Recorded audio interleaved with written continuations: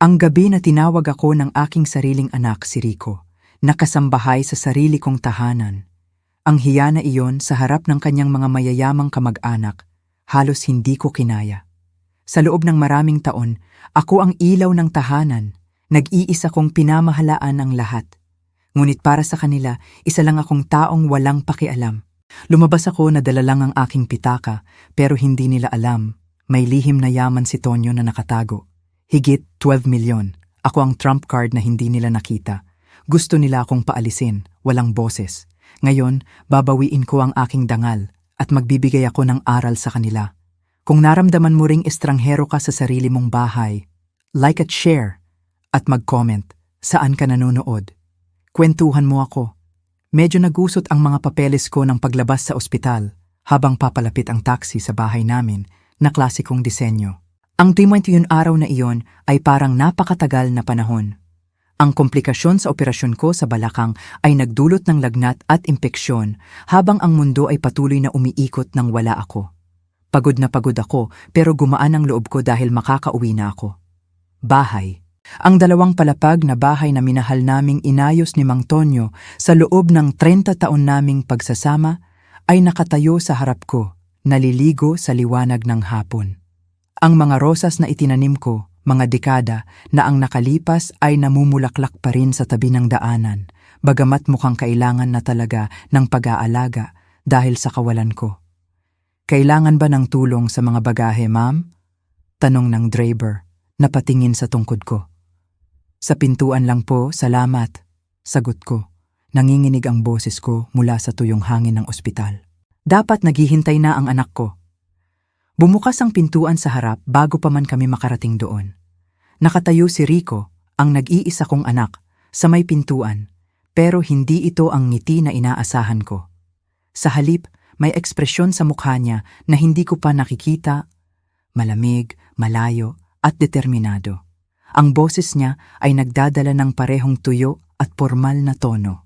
Sa likod niya, may nakita akong gumalaw sa sala ang asawa niyang si Veron. At parang kasama nila ang mga magulang niya. Rico, anong nangyayari? Tanong ko, humakbang pasulong. Hinarangan niya ang pasukan, hindi gumilid. Hindi ka dapat nagpunta rito. Inaasahan ka namin bukas. Inilapag ng driver ng taxi ang maliit kong maleta sa tabi ko, parang naramdaman niya ang tensyon. Mabilis ko siyang binayaran, bigla kong hiniling na sana'y hindi pa umalis.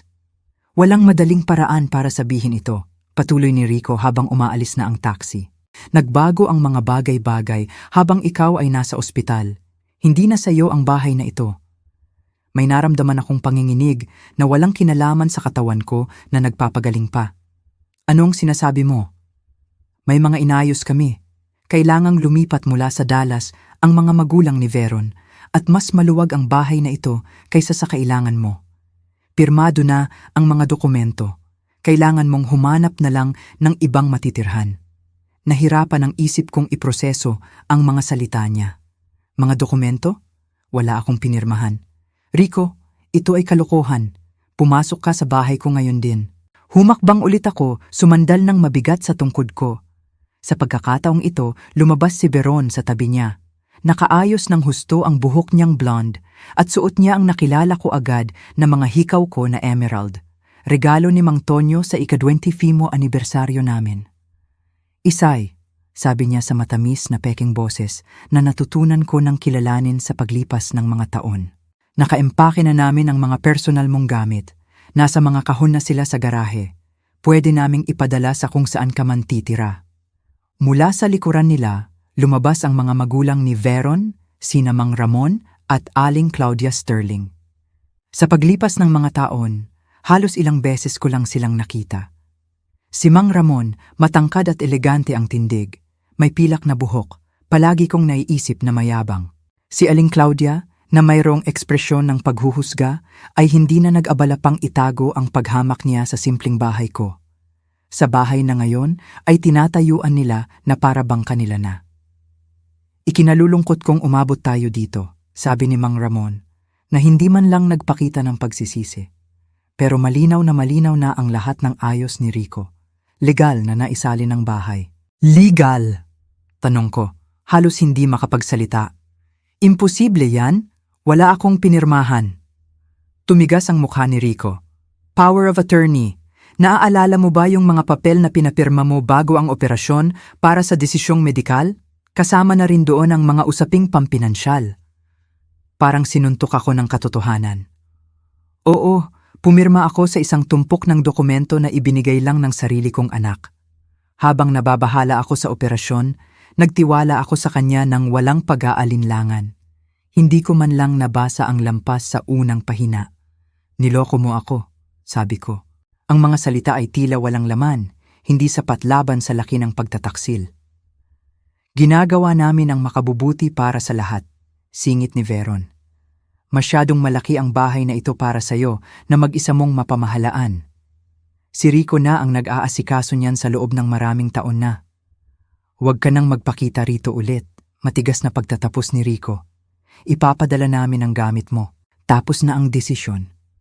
Nakatayo ako roon, nakasandal sa tungkod, nakatingin sa anak na pinalaki ko, sa batang kinwentuhan ko ng bedtime stories, sa teenager na tinuruan kong magmaneho, sa lalaking pinag-aral ko sa kolehiyo sa pamamagitan ng pagtatrabaho ng extra shifts. Ngayon, isa na siyang estranghero na suot ang mukha ng anak ko. Ito ay ilegal, mahina kong sabi. At alam mo yan? Tapos na iyan, malamig niyang sagot. Huwag mo nang pahirapan pa. May nabasag sa loob ko, pero hindi sa inaasahan nila. Walang luha, walang pakiusap. Isa itong nanlalamig na kalinawan, isang determinasyon na hindi ko naramdaman simula pa noong mga taon ko sa pag-o-oversee ng bank compliance. I-enjoy mo na lang, sabi ko nang simple, tumalikod. I-enjoy mo ang lahat. Ang pagkalito sa kanilang mga mukha dahil sa aking pagiging kalmado ay halos nagbigay halaga sa pagkawasak. Halos. Habang paika-ika akong naglalakad patungo sa taxi, nag-isip ako ng maaga na ipahintay muna ito. Kinuha ko ang cellphone ko, hindi para tumawag sa pulis. Hindi pa. Darating iyon sa sarili kong oras, sa sarili kong paraan. Sa halip, nagpadala ako ng isang mensahe kay Gloria Evans. Plano B. Ang kwarto sa hotel sa downtown Phoenix ay impersonal, pero malinis, isang pansamantalang kanlungan habang nagbabalik ang aking lakas at kaisipan. Nanginginig pa rin ang mga kamay ko habang nakaupo ako sa gilid ng kama, nakatitig sa telepono. Agad namang nag-reply si Gloria, "Mag-ingat ka, papunta na ako." Si Gloria Evans at ako ay magkaibigan na sa loob ng 40 taon, simula pa noong kolehiyo. Naging isang tinitingalang abogado siya habang ako naman ay nagtayo ng karera sa bank compliance. Pagkatapos pumanaw ni Mang Tonyo, tinulungan niya akong ayusin ang mga papeles ko nang may pagkametikulosa na bunga ng aming pinagsamang propesyonal na pag-iingat.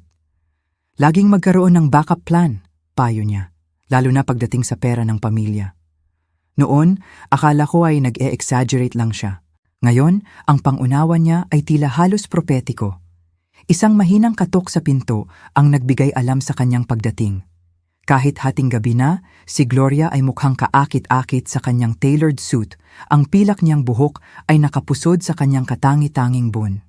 Ang ekspresyon niya, gayunpaman, ay puro galit. "Mga miserable na buwaya!" Bulong niya ng may puot habang mahinahon niya akong niyakap. Isinasaalang-alang ang katawan ko na nagpapagaling pa. "Maayos ka ba? Sa pisikal o emosyonal na aspeto?" Sinubukan kong nangumiti na hindi umabot sa aking mga mata. Pareho. Inilagay niya ang briefcase niya sa mesa at nagsimulang maglabas ng mga file ng may kasanayan. Nakatayo ako at mayroon na yon. Ang iba pa, sabi ko, humiga ulit sa kama. Patuloy kong naiisip na magigising ako at ang lahat ng ito ay bangungot lang na dulot ng lagnat. Lumambot sandali ang ekspresyon ni Gloria bago niya ibinalik ang kanyang propesyonal na maskara. Nasimulan ko na ang proseso, matibay ang trust documentation, si Mang Tonyo ay masusi. Hindi tatagal sa legal na pagsusuri ang paglipat ng bahay. "Gaano katagal?" tanong ko, para mapawalang bisa ang pandaraya na pagsasalin. "Ilang linggo, siguro ilang buwan kung maglaro sila ng madaya," huminto siya. "Pero Isay, may iba pa. May natuklasan ako habang sinusuri ko ang mga account mo." Kumulo ang tiyan ko. Ano yon? Mga hindi pangkaraniwang pag-withdraw mula sa mga investment account mo noong ikaw ay nasa ospital. Malalaking withdrawal. Inabot niya sa akin ang isang printed statement. Mabilis ko itong sinuri. Agad na natukoy ng karanasan ko sa pagbabangko ang mga irregularidad. 5 transfer na may kabuuang higit sa $220,000 o mahigit 12 milyon. Lahat ay sa mga account na hindi ko kilala. Lahat ay ginawa gamit ang mga digital na pirma na di umano'y galing sa akin. Habang halos walang malay ako sa ICU, bulong ko, nararamdaman ang buong bigat ng pagtataksil. Hindi lang nila kinuha ang bahay ko. Dinraining nila ang mga account ko. May mas malala pa, patuloy ni Gloria ng seryoso. Nag-imbestiga ng bahagya ang legal assistant ko tungkol sa mga sterling. Ang kanilang negosyo sa real estate consulting sa Dallas ay may ilang reklamo na misteryosong binawi bago pa man magsimula ang formal na imbestigasyon. At ang LinkedIn profile ni Veron ay nagpapakita ng karanasan sa 3 kumpanya ng mortgage na nagsara dahil sa paglabag sa regulasyon. Lahat ay nagtugma sa isang nakakakilabot na kaliwanagan. May kinalaman ba sila sa mortgage fraud? Tumango si Gloria. At malamang na matagal na nila itong pinaplano, naghihintay lang sa tamang pagkakataon. Ang pagka-ospital mo ang nagbigay sa kanila ng perpektong pagkakataon para mapabilis ang kanilang mga plano. Bumilis ang takbo ng isip ko pabalik sa mga usapan noong nakaraang taon. Ang lumalaking interes ni Veron sa pananalapi ko, ang mga tila kaswal na tanong ni Rico tungkol sa mga bank account at contact ko, ang pundasyon ng pagtataksil na ito ay nabuo matagal na bago ang operasyon ko. Si Rico, sabi ko, nabulol ang pangalan niya sa lalamunan ko. Sa tingin mo ba alam niya ang ginagawa nila? Ang katahimikan ni Gloria ay sapat ng sagot. Tinuruan ko siya ng mas mabuti kaysa diyan, bulong ko, halos hindi marinig. Ang tatay niya rin ang nagturo sa kanya, sagot ni Gloria, malumanay ngunit matatag ang tono. Nagbabago ang tao, Isay, lalo na kung pera ang kasangkot. Ang tanong ngayon, ano ang gusto mong gawin tungkol dito? Ipinikit ko ang mga mata ko. Naramdaman ang bigat ng 67 taong inilaan sa pagtatayo ng karera, pamilya at tahanan. Nang imulat ko, may tumigas sa loob ko. Lahat, sagot ko. Gusto kong gawin ang lahat ng posibleng paraan para mabawi ang sa akin at harapin nila ang mga kahihinatnan. Lahat, kasama si Rico. Bahagyang umangat ang isang kilay ni Gloria. Walang maternal protection clause, sabi ko. Pinili niya ang kanyang landas. Masakit sabihin niyon, pero totoo. Kung may ginagawa siyang ilegal, nararapat lang sa kanya kung ano ang ibibigay sa kanya. Tumango siya, nasisiyahan sa aking determinasyon. Kung gayon, kailangan nating maging matalino, estratehiko.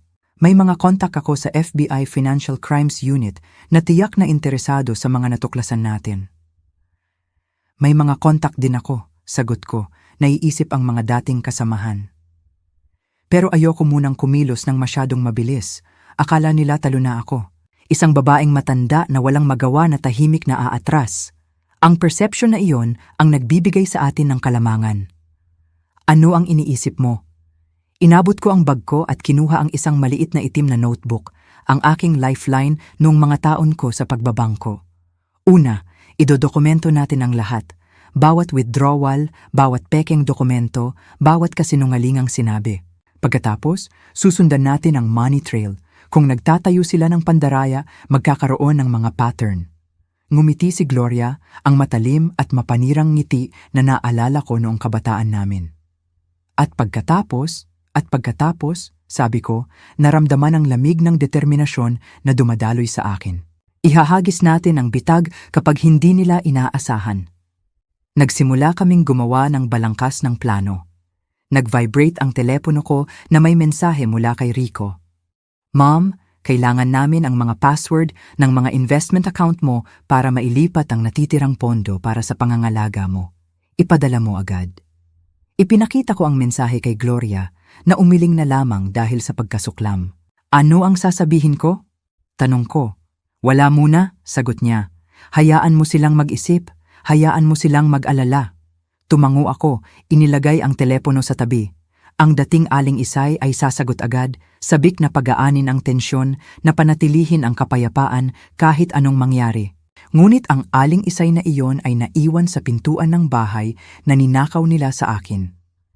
Ang Aling Isay na ito ay naglalaro ng long game, nagkukubli sa isang kwarto sa hotel. Nakipag-ugnayan ako sa matalik kong kaibigan at abogado, si Ate Gloria, na nagbunyag ng nakakagulat na balita. Hindi lang nila kinuha ang bahay ko, kundi dinadaya rin nila ang mga account ko habang nasa ospital ako. Nang matuklasan ko ang mga kahina-hinalang kilos sa kasaysayan ng negosyo ng mga Sterling, kinailangan kong harapin ang masakit na posibilidad na ang sarili kong anak ay may kinalaman sa isang bagay na tunay na masama. Habang nagpapagaling pa sa pisikal, ngunit mas matatag sa aking determinasyon, gumawa ako ng isang pangunahing desisyon. Sa halip na harapin sila kaagad, hahayaan ko silang isiping sila ang nanalo habang ako ay tahimik na bumubuo ng kasong magiging dahilan ng kanilang pagbagsak. Kailangan mong makita ito, sabi ni Ate Gloria. Itinutulak ang laptop niya sa ibabaw ng mesa sa hotel. Lumipas ang 3 araw mula nang mapahiya ako sa pagpapaalis sa akin. Lumipat na kami sa mas komportableng extended stay suite, nagbayad ng cash para walang maiwang bakas na elektroniko. Dahan-dahan ding bumabalik ang aking pisikal na lakas, bagamat ang emosyonal na sugat ay nananatiling sariwa. Ipinapakita sa screen ang mga property record mula sa aking kapitbahayan. Tinitigan ko, sinusuri ang dokumento. Ang pangatlong property mula sa ibaba, turo ni Ate Gloria. Nanlaki ang mga mata ko sa pagkagulat. Ang pamilya Miller, 2 bahay mula sa amin, ay nagbenta ng kanilang bahay 3 buwan na ang nakalipas. Ang mga bumili? Sterling Investment Properties, LLC. Hindi ito maaaring pagkakataon lang, bulong ko. Mas maganda pa, sabi ni Ate Gloria, nagpapalit-palit ng mga dokumento. Ang pamilya Henderson sa kabilang kalsada ay nagbenta sa parehong kumpanya noong nakaraang buwan, at ang mag-asawang nagretiro sa kanto ay mayroon ng kontrata sa parehong mamimili. Binibili nila ang buong kapitbahayan, bulong ko, pinapanood ang pagbuo ng iskema. Ngunit bakit? Nagbukas si Ate Gloria ng isang zoning request na isinumite sa City Planning Department 2 linggo na ang nakalipas noong nasa ospital pa ako. Isinumite nila ang panukalang ito para baguhin ang zoning para sa buong block mula sa single-family residential patungong mixed-use commercial. Ang balita ay tumama sa akin na parang suntok. Ang kapitbahayan ko ay nasa gilid ng mabilis na lumalawak na distrito ng downtown Phoenix. Sa bagong zoning, lalo pang tataas ang halaga ng mga property. Ginagamit nila ang bahay ko bilang headquarters habang binibili nila ang ibang mga bahay sa paligid nito. Sabi ko, biglang naintindihan kung paanong nagtutugma ang lahat ng piraso. Sa sandaling makontrol nila ang sapat na bahagi ng block, pwede nilang pilitin ang pagbabago at tataas ang halaga ng hindi bababa sa 3 beses, pagtatapos ni Ate Gloria. Sa kasalukuyang presyo sa merkado, pinag-uusapan natin ang potensyal na tubo na nasa pagitan ng $15 hanggang $20 milyon o mahigit $870 milyon hanggang $1.16 bilyon.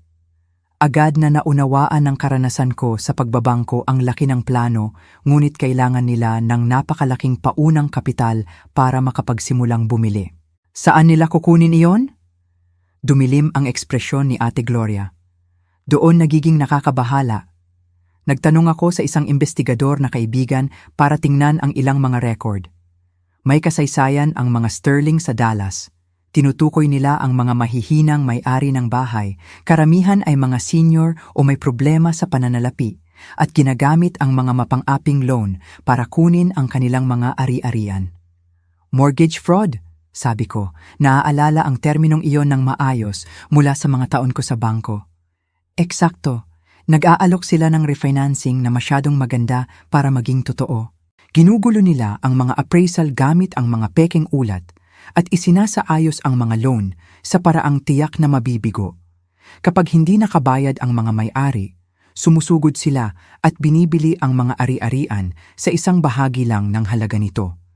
Naisip ko ang mga kapitbahay ko, marami sa kanila ay matatanda na. Nabubuhay sa mga fixed income sa mga bahay na kanila ng pag-aari sa loob ng mga dekada, perpektong biktima.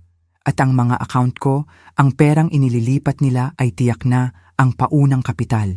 Kailangan nila ng pondo para sa unang mga pagbili at para matugunan ang mga gastusin hanggang sa magbunga ang plano. Ang investment portfolio ko ang pinakamadaling mapagkukunan. Ang kalkuladong kalupitan ng lahat ay nagpatigil sa aking paghinga. Hindi lang ito tungkol sa bahay ko at pera ko. Ito ay tungkol sa paggamit nito para sirain ang buong komunidad ko. Mga taong dumalo sa libing ni Mang Tonyo na nagdala sa akin ng pagkain noong ako ay naging byuda. At si Rico? Tanong ko, sa wakas ay binitawan ang pagdududa na bumabagabag sa akin. Sa tingin mo ba alam niya ang ginagawa nila? Nag-aatubili si Gloria bago magbukas ng isa pang folder. Ito ay ni-record 3 linggo na ang nakalipas sa Dallas First National Bank. Ang security video ay nagpakita kina Rico at Veron na magkasamang pumapasok sa bangko at nakikipagpulong sa isang loan officer. Ang timestamp ay nagpapakita na 2 araw iyon pagkatapos ng operasyon ko, habang ako ay lubos na nasa impluwensya pa ng gamot sa ICU. Naiintindihan ko na ginamit nila ang power of attorney para buksan ang safe deposit box ko. Naiintindihan ko iyan nang makilala ko ang bangko kung saan ko itinatago ang mahahalagang dokumento ko. Oo, at ayon sa access log, kinumpirma ni Ate Gloria, kumuha sila ng ilang bagay, kasama ang orihinal na diid ng iyong ari-arian at ang mga papeles ng trust. Ipinikit ko ang mga mata ko, nalula sa isang sandali. Ang sarili kong anak, ang batang minsang humingi ng ganap na pagiging patas kapag naglalaro ng board games na nagbalik ng pitaka na may tuna 500, halos $50 sa loob. Paano siya naging ganitong tao? May iba ka pang dapat makita, sabi ni Ate Gloria nang mahina. Ipinapakita sa akin ang isang chain of emails. Ang mga contact ko sa SEC ay ipinadala ito sa akin. Matagal nang nasa radar nila ang mga sterling. Ang mga email ay pagitan ni Veron at ng kanyang ama, may petsang halos 8 buwan na ang nakalipas. Pinag-uusapan nila ang kanilang mga plano sa thinly veiled language. Itinuturo ang mga ari-arian sa kapitbahayan ko. Sinusuri kung aling mga may-ari ang maaaring maging biktima ng kanilang panlilinlang. At ang pinaka-nakakabagabag, binanggit nila ang bahay ko bilang kanilang operation center sa sandaling makuha nila ang kontrol dito. Isang particular na parirala ang nagpalamig sa aking dugo. Still hesitant but yielding. Naghintay pa rin pero sumusuko na. Scheduled surgery? Inulit ko, halos pabulong. Ang hip replacement ko ay hindi isang emergency. Ilang buwan na itong nakaplano. Isay, ang boses ni Ate Gloria ay parang babala na para bang inihahanda ako para sa isang suntok. Naghihintay sila para rito. Alam nilang magiging mahina ako pagkatapos ng operasyon, patuloy ko, ang kakilakilabot na katotohanan ay unti-unting lumalabas. Nakasandal sila rito. Hindi natin alam kung naintindihan ni Rico ang buong lawak, simula ni Ate Gloria.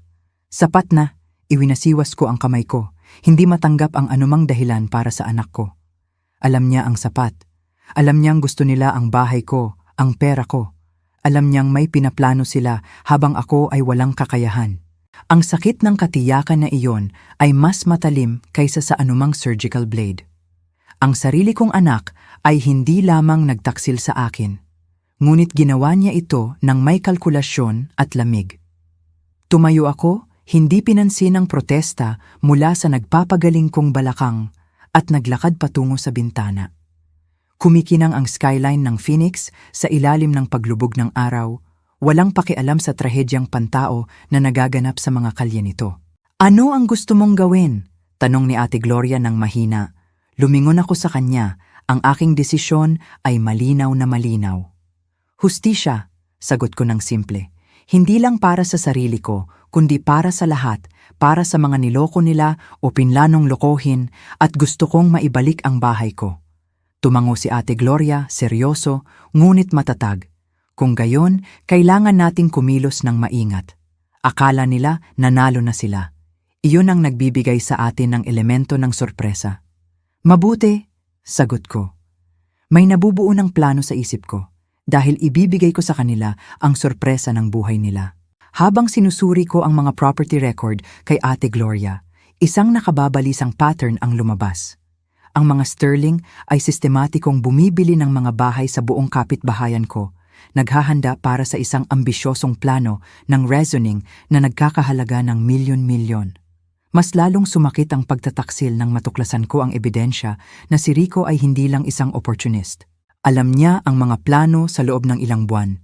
Maaaring kinakalkula pa niya ang pag-agaw para tumugma mismo sa operasyon ko. Dahil ang aking komunidad at ang mga matagal ko ng kapitbahay ay nasa panganib ng kanilang mapang-aping iskema, tumigas ang aking determinasyon. Hindi na lamang ito tungkol sa pagkuha ng bahay ko. Ito ay tungkol sa pagpigil sa isang sopistikadong operasyon ng pandaraya bago pa man mahulog ang mas maraming mahihinang tao bilang biktima. At ako ang mismong tao na nakakaalam kung paano ito gagawin. Isay, sigurado ka ba dyan? Tanong ni Ate Gloria na may pag-aalala. Pinapanood akong maglagay ng makeup sa salamin ng hotel bathroom. Ang balakang mo ay nagpapagaling pa. Isang linggo akong nakahiga sa kama ng ospital na iyon na nararamdamang walang magawa. Sagot ko, naglalagay ng lipstick ng matatag ang kamay. Tapos na ako sa pagiging walang magawa. Isang linggo na ang lumipas mula nang paalisin ako. Sa loob ng panahong iyon, kami ni Ate Gloria ay masusing binuo muli kung paano gumagana ang operasyon ng mga Sterling. Ang kanilang negosyo sa Dallas ay nag-iwan ng bakas ng mga biktima sa pananalapi. Mga senior na nawala ang lahat sa pamamagitan ng mga predatory contract at pekeng dokumento. Ngayon, ginagaya nila ang parehong iskema sa Phoenix gamit ang bahay ko bilang kanilang base. Kailangang perpekto ang timing. Paalala ko sa kanya, binibigyan ng sarili ko ng huling tingin sa salamin. Ang aking eleganteng gray pantsuit at diskretong alahas ay nagpapakita ng eksaktong imahe na gusto ko. Hindi isang inang talunan, kundi isang profesional sa pagbabangko na may dekada ng karanasan. Tahimik ang mga ahente, kumpirma ni Ate Gloria. Handa na sila. Kikilos lang sila kapag nagbigay tayo ng hudyat. Matapos matuklasan ang laki ng scam, dinala namin ang aming ebidensya sa FBI Financial Crimes Unit.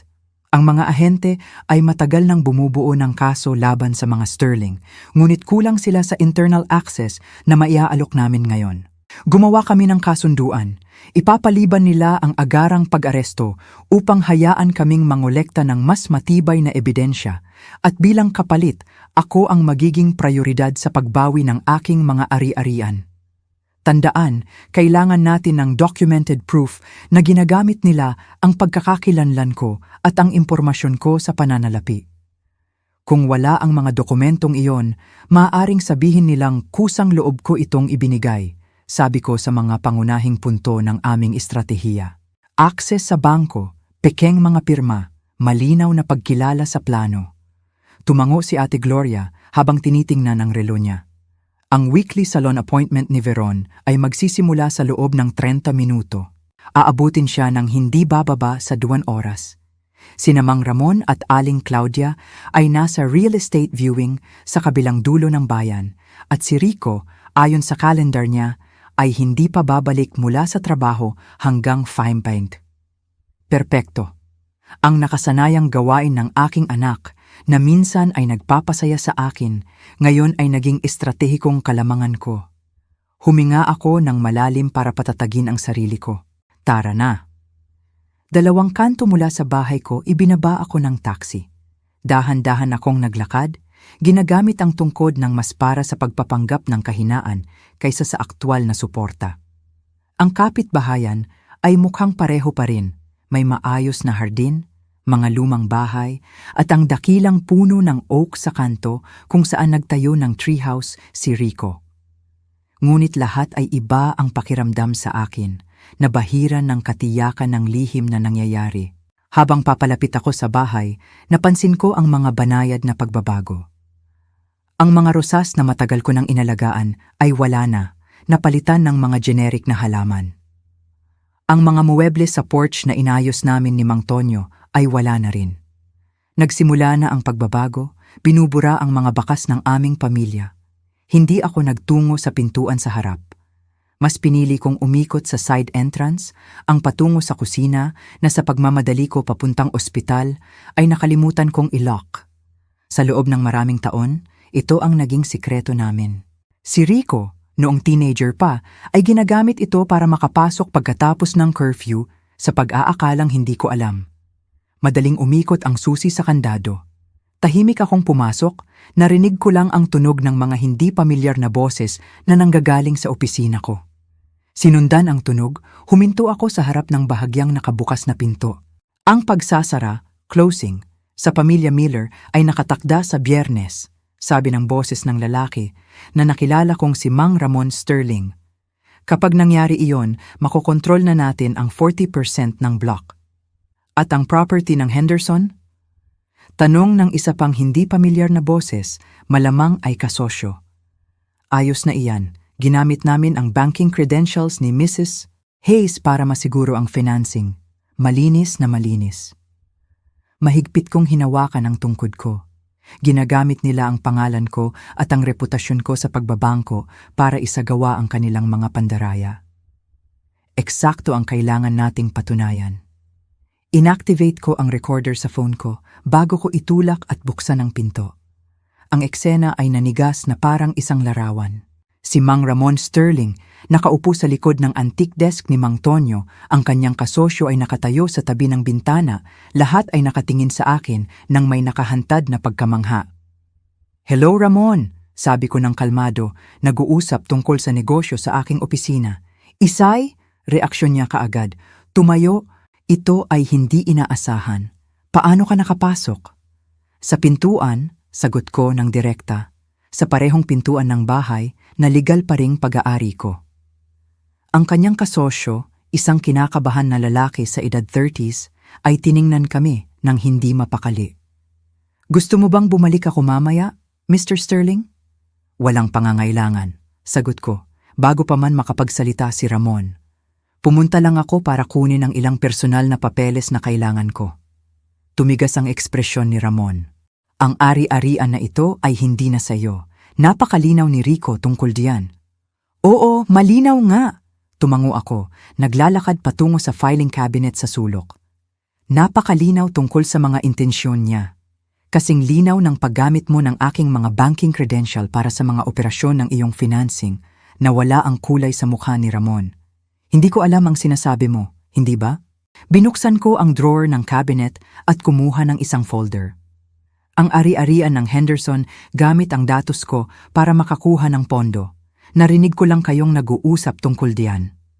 Ang kasosyo ay nagsimulang umatras patungo sa labasan. "Mr. Sterling, sa tingin ko, mas mabuting umalis na ako." "Naguguluhan si Isay," sabi ni Ramon ng matigas. "Ang kanyang kamakailang pagka-ospital ay nakaapekto sa kanyang kalagayan, hindi ba Isay?" Ngumisi ako ng malamig habang isinasara ko ang drawer. Napakalinaw ng isip ko. Sapat na malinaw para maunawaan kung ano ang pinaplano mo, ni Claudia at ni Veron. Sapat na malinaw para itanong kung talagang nauunawaan ng anak ko ang mga legal na kahihinatnan ng pandaraya na kanyang pinapadali. Nagbago ang mukha ni Ramon, ang maskara ng pag-aalala ay natunaw at nagpakita ng purong, kalkuladong banta. "Wala kang patunay sa anuman at kahit na mayroon ka, walang maniniwala sa iyo kaysa sa sarili mong anak. Ngayon, umalis ka na bago ko tawagan ng pulis at ipaalis ka dahil sa trespassing." Tumango ako na para bang sinusuri ang mga salita niya. "May isang bagay kang tama, Ramon. Kailangan ang patunay." Itinaas ko ang phone ko. Malinaw na ipinapakita ang recording app. Kaya naman siniguro kong makuha ito. Nanlaki ang mga mata niya sa galit, nawala ang anumang pagkagulat. "Ibigay mo sa akin ang phone na yan." "Ayoko yata." Umatras ako patungo sa pinto. Ang puso ko ay malakas na tumitibok, bagamat sa labas ay tila kalmado ako. "Nakuha ko na ang kailangan ko. I-enjoy mo ang bahay habang kaya mo pa." Habang tumatalikod ako para umalis, sumugod si Ramon, hinawakan ang braso ko ng may lakas na nagdudulot ng pasa. "Hindi ka aalis kasama ang recording na iyan. Hindi ko inaasahan ang pisikal na komprontasyon. Isang matinding sakit ang sumipa sa aking nagpapagaling pangbalakang habang pilit kong nananatiling nakatayo. Bitawan mo ako, utos ko, sinasadyang pagtaas ng boses ko. Ibigay mo muna ang phone, ungol niya, sinusubukang agawin ito gamit ang kabilang kamay. Sa sandaling iyon, sumabog ang pintuan sa harap. FBI, mga kamay kung saan namin nakikita. Sumugod papasok ang mga ahente Rips at Callahan, nakatutok ang mga armas. Napatigil si Ramon, pagkatapos ay dahan-dahan niyang binitawan ang braso ko, itinaas ang kanyang mga kamay. Ang aming contingency plan na na-activate ng panic button app sa aking phone ay gumana ng perpekto. Isabella Hayes. Lumapit si ahente Rips habang sinisiguro ng kanyang kasosyo si Ramon. Maayos ka ba? Oo, sagot ko, nakasandal sa door frame. At sa tingin ko, meron akong isang bagay na sa tingin mo ay napaka-interesante. Sa pagkuha ng isang calculated risk, bumalik ako sa bahay ko, sinasamantala ang kawalan ni Veron at pagpasok sa pamamagitan ng isang nakalimutang side door para sorpresahin si Ramon Sterling sa gitna ng pagtalakay niya sa kanyang mga pandaraya. Nang harapin, ang kanyang paunang pagkagulat ay naging isang banta na sa loobin na pumilit sa aming mga FBI contact na mamagitan ng mas maaga kaysa sa plano. Bagamat naging pisikal ang komprontasyon, nagawa kong makuha ang patunay na kailangan namin, isang recording kung saan tahasang inamin ni Ramon na ginagamit ang aking mga banking credential sa kanyang iskema. Habang siya ay inilalayo dala ang mga handcuffs, naintindihan ko na ito ay simula pa lamang ng pagwasak sa buong operasyon nila. Ang tunay na pagsubok ay darating kapag nalaman ng anak ko kung ano ang nangyayari at na ang kanyang ina ang responsable sa pagbagsak ng mga Sterling. Ang opisina ng FBI ay impersonal na malamig. Mga beige wall, functional furniture, isang bahagyang amoy ng kape at papel. Naghintay ako sa isang interview room, sumasakit ang balakang ko sa kabila ng dagdag na lakas na painkiller na inalok sa akin ni Ahente Rips. Mrs. Hayes, komento ni Ahente Callahan, isinasara ang kanyang notebook. Ang iyong recording ay napakahalaga. Kasama ng mga dokumentong pampinansyal na ibinigay mo at ni Miss Evans, mayroon na tayong sapat para makakuha ng search warrant para sa lahat ng mga ari-arian at record ng mga Sterling. At paano ang bahay ko? Tanong ko. At ang mga account ko? Mayroon nang inisyu ang hukom ng isang emergency order na nagpapa-freeze sa anumang transaksyon na may kaugnayan sa iyong ari-arian, tiniyak niya sa akin. Walang sinuman ang pwedeng magbenta o maglipat nito hanggang sa maipaliwanag ang legal na pagmamay-ari. Naramdaman ko ang malalim na pagluwag ng loob, bagamat alam kong ito pa lang ang simula. Ang mga Sterling ay nasa kustodiya, ngunit sina Rico at Veron ay wala pa ring alam sa nangyari. Ano ang susunod na mangyayari? Gusto kong malaman. Isasagawa namin ang search warrant sa kanilang tirahan ngayong gabi, paliwanag ni Ahente Rips. Si Mrs. Sterling ay dadalhin para sa pagtatanong. Tungkol sa anak mo, ang ahente ay nag-atubili. Pinapalambot ang kanyang propesyonal na tono ng bahagya. Batay sa iyong mga pahayag, kailangan naming matukoy ang antas ng paglahok na maaaring mayroon siya. Bumukas ang pinto at pumasok si Ate Gloria, seryoso ngunit nasisiyahan ang mukha. Ang unang court order ay dumating na. Sabay-sabay silang kumikilos sa mga opisina ng mga Sterling sa Dallas. Mrs. Hayes, sabi ni Ahente Callahan ng maingat, naiintindihan namin na ito ay komplikado. Kung mas gusto mong hindi naroroon kapag isinagawa namin ang warrant sa bahay mo, pupunta ako doon, putol ko ng matatag. Ito ang bahay ko. Gusto kong makita itong matapos hanggang sa dulo. 3 oras ang lumipas, nasa isang hindi marked na sasakyan ng FBI ako na nakaparada sa tapat ng bahay ko. Lumulubog na ang liwanag ng gabi, humahaba ang mga anino sa damuhan kung saan minsan ay naglalaro si Rico noong bata pa siya. Nasa driveway ang sasakyan ni Veron. Nakabalik na siya mula sa kanyang salon appointment, ganap na hindi alam na ang kanyang ama ay pinoproseso sa Federal Detention Center. Nakaposisyon na, bulong ni Ahente Rips mula sa driver's seat, nakikinig sa mga update sa kanyang earpiece. Kumpirmado si Mrs. Sterling Hayes sa loob kasama ang kanyang anak na babae, dumating sila ng mas maaga kaysa sa inaasahan. Kumirot ang puso ko. Hindi pa dapat umuwi si Rico. Inasahan kong mailigtas siya sa publikong eksena ng kung ano ang malapit nang mangyari. Nakaayos pa ako na siya ay kakaibang lalapitan sa kanyang opisina. Ngayon mararanasan niya ang buong puwersa ng pagsalakay kasabay ng kanyang asawa. Sigurado ka bang gusto mong masaksihan ito? Tanong ni Ate Gloria sa tabi ko. Hinahawakan ang kamay ko. Bago ako nakasagot, isang convoy ng mga sasakyan ang lumitaw sa kalye. 3 hindi marked sedan at isang tactical van. Huminto sila sa harap ng bahay ko at bumaba ang mga ahente nang may magkakaugnay na galaw. Ang ilan ay nakasuot ng katangi-tanging jacket ng FBI. Mga ahente ng federal, mayroon kaming warrant. Ang mga salita ay tumunog ng malinaw sa tahimik na kapitbahayan habang papalapit sila sa pintuan sa harap. Hindi ko narinig ang tugon mula sa loob, ngunit bumukas ang pinto. Isang sandali pagkatapos, mula sa aking anggulo, nakita ko si Veron sa may pintuan. Ang kanyang mukha ay nagbago mula sa pagkalito patungo sa pagkagulat. Sa likuran niya, lumitaw si Rico, ipinwesto ang sarili niya sa pagtatanggol sa tabi ng kanyang asawa. Oras na, sabi ni Ahente Rips, binubuksan ang kanyang pinto. Pakiusap, manatili kayo sa likod namin. Habang tumatawid kami sa kalsada, lumabas ang mga kapitbahay mula sa kanilang mga bahay na naakit ng kaguluhan. Naramdaman ko ang kanilang mausisa, nag-aalalang titig, ang ilan marahil ay nag-e-enjoy sa nagaganap na drama. Si Veron ang unang nakakita sa akin na papalapit sa likuran ng mga ahente. Ang kanyang maingat na pananatili ng pagpapakalma ay nawasak. Ikaw, sigaw niya. Ang kanyang boses ay tumaas ng hysterically. Ikaw ang gumawa nito. Nagtagpo ang mga mata ni Rico sa akin. Ang kanyang ekspresyon ay nagbago mula sa pagkalito tungo sa pagkatakot nang maunawaan niya na kasama ko ang mga ahente ng federal. Hindi siya kinakanyasapid na tulad nila. Ma'am, pumutol ang kanyang boses. Ano ang nangyayari? Ang ina mo ang nagbigay ng ebidensya ng isang malawakang pandaraya sa pananalapi na ginawa ng pamilya Sterling, sabi ni Ahente Callahan ng pormal. Mayroon kaming warrant para saliksikin ang mga lugar na ito at kumpiskahin ang lahat ng kaugnay na dokumento at electronic device. Fraud, inulit ni Rico, mukhang tunay na nalilito. Ano ang pandaraya? Ito ay walang katuturan. Totoo yan, sabi ko. Sumusulong, ang aking tungkod ay tumatama sa ritmo sa lupa.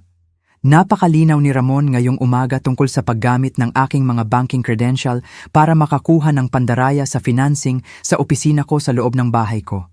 Nawala ang lahat ng kulay sa mukha ni Veron. Nandito ka? Paano mo nagawa iyon? Ang side door, sagot ko ng simple. May ilang bagay tungkol sa bahay na ito na hindi mo man lang sinubukang alamin, Veron. Tulad ng katotohanan na ito ay legal na pag-aari ng isang trust na nilikha ng yumaong asawa ko, na hindi maililipat ng walang pirma ng lahat ng trustee, kasama na si Ate Gloria, na tiyak na hindi kailanman pumirma sa anumang bagay. Tiningnan ni Rico ako at ang kanyang asawa, lalo pang nagiging desperado. Ma'am, misunderstanding lang ito. Gusto ka naming tulungan sa pamamagitan ng pagnanakaw sa bahay ko, pag-ubos sa mga account ko, pagpapatayo sa mga biyenan ko sa isang iskema ng ari-arian gamit ang reputasyon ko sa pananalapi. Ang aking boses ay nanatiling matatag sa kabila ng bagyo ng emosyon sa loob ko. Hindi iyan pagtulong, Rico. Iyan ay pandaraya. Iyan ay pagnanakaw. Mrs. Sterling Hayes, kailangan ka naming samahan para sa pagtatanong. Singit ni Ahente Rips, itinuturo ang isa sa mga sasakyan. Ang pagkagulat ni Veron ay napalitan ng isang kalkuladong pagiging kalmado. Gusto ko ng abogado ko na naroroon, sabi ko. Hindi ako magsasalita ng walang representasyon. Iyan ang karapatan mo, kinilala ni Ahente Callahan bago lumingon kay Rico. Kailangan ding makausap ka ni Mr. Thompson. Hindi ko maintindihan, sabi ni Rico. Ang boses niya ay walang laman. Ma'am, ano ang ginawa mo?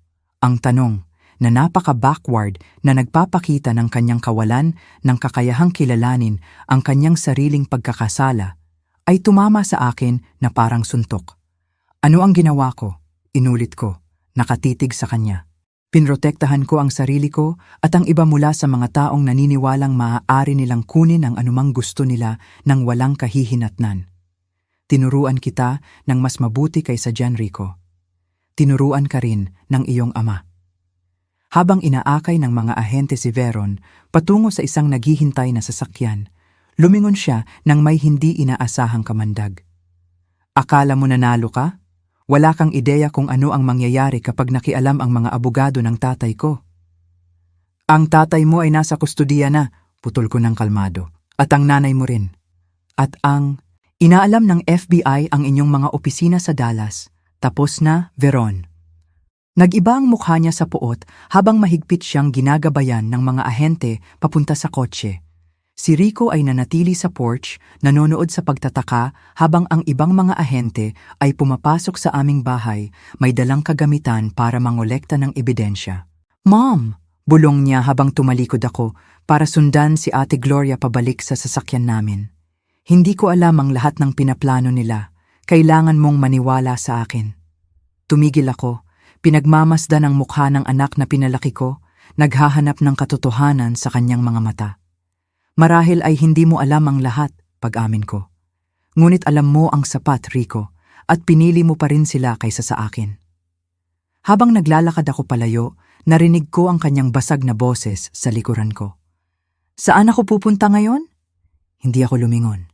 Ang tanong na iyon ay umalingaw-ngaw sa mismong tanong na hinarap ko nang paalisin niya ako sa sarili kong bahay.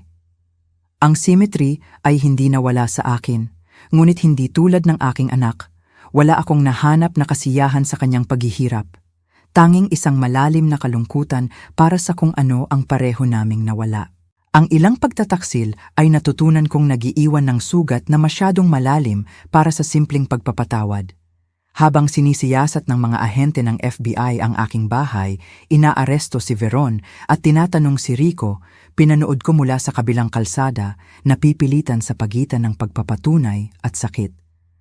Ang pagkalito sa mukha ng aking anak nang mapagtanto niya na ako ang nag-orkestra ng kanyang pagbagsak ay agad na naging desperadong pagtanggi na iginigiit ang kamangmangan sa plano. Ang maskara ng pagiging kalmado ni Veron ay sa wakas ay nasira na nagpapakita ng kalkuladong kriminal na palagi niyang naging. Habang ang isa ko pang bahagi ay umatras sa mapagpakumbabang tanong ni Rico. Saan ako pupunta ngayon? Kinilala ko ang poetic justice. Nararanasan niya ang eksaktong ginawa niya sa akin.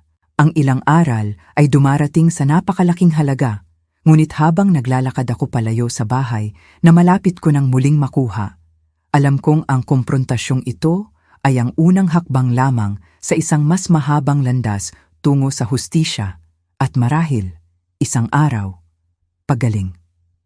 Kailangan mong kumain ng isang bagay, Isay. Itinulak ni Ate Gloria ang isang lalagyan ng sopas sa akin sa mesa sa hotel na ginawa naming pansamantalang opisina. Lumipas ang 3 araw mula nang maganap ang operasyon ng FBI. 3 araw ng mga pahayag, pagsusuri ng ebidensya, at mga pagdinig sa batas na nag-iwan sa akin ng halos walang espasyo para iproseso ang lahat ng nangyari. Hindi ako gutom, sagot ko. Sinusuri ang pinakabagong packet ng mga dokumento na dinala ni Ate Gloria mula sa kanyang opisina. Hindi ka pa gutom sa loob ng ilang araw, iginiit niya. Nagpapagaling pa ang katawan mo. Kailangan mo ng lakas. Bumuntong hininga ako, alam kong tama siya. Naabutan ako ng pisikal na epekto at tensyon. Nag-aatubili, binuksan ko ang lalagyan at sinubukan ng isang kutsara ng chicken soup. Mas mabuti, tumango si Ate Gloria, nasiyahan. Ngayon, pag-usapan natin ang pulong bukas. Ang pulong na tinutukoy niya ay ang aking unang face-to-face na pagkikita kay Rico mula nang maganap ang operasyon. Hiningi niya ito sa pamamagitan ng kanyang abogado, isang batang public defender na nagngangalang Attorney Marcos Reed, na nakipag-ugnayan kay Ate Gloria noong nakaraang araw.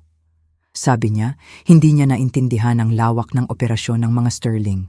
Sinasabi niyang tinago siya ni Veron sa halos lahat ng bagay at ang power of attorney na nakuha niya sa iyo sa pamamagitan ng panlilinlang ay nagbigay daan sa kanya na ilipat ang mga pondo mula sa iyong mga account Patuloy ni Ate Gloria sa neutral na tono. Hindi ko napigilan ang pagkapait na sumingit sa aking boses. Madilim din siya sa dalawang iyon. Lumambot ang ekspresyon ni Ate Gloria. Hindi ko siya dinedepensa, Isay. Sinasabi ko lang ang sinabi ng abogado niya. Inilapag ko ang kutsara sa plato, wala nang gana kumain. Ano pa ang sinasabi ng Reed na iyon? Gusto ni Rico na makipagtulungan ng buo sa investigasyon. Naghahandog siya ng detalyadong testimonya tungkol kina Veron at sa kanyang mga magulang bilang kapalit na isa sa alang-alang ang kanyang sitwasyon sa sarili niyang proseso. Sinasabi niya sila. Hindi ako dapat nagulat sa ideya, subalit nagulat ako.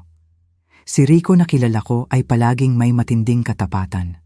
Instinct sa kaligtasan, suhestyon ni Ate Gloria. Masyadong napakalaki ng ebidensya laban sa mga Sterling.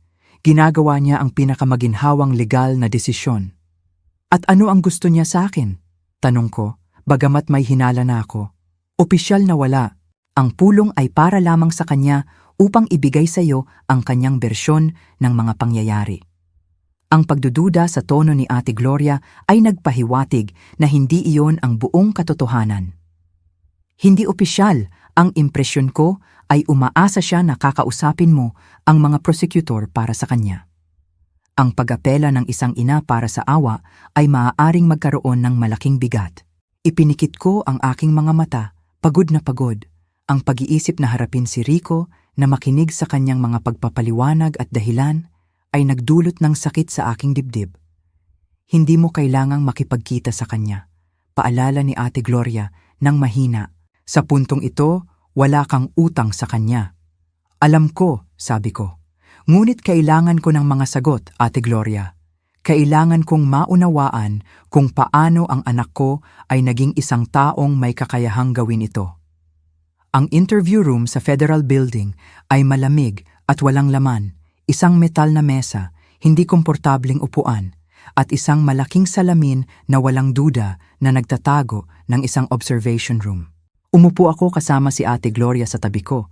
Ang aking mga kamay ay magkakadikit sa mesa para itago ang kanilang bahagyang panginginig. Nang bumukas ang pinto, halos hindi ko makilala ang lalaking pumasok. Si Rico, ang aking anak, na palaging may kumpiyansa sa sarili at maayos manamit, ay mukhang gusot.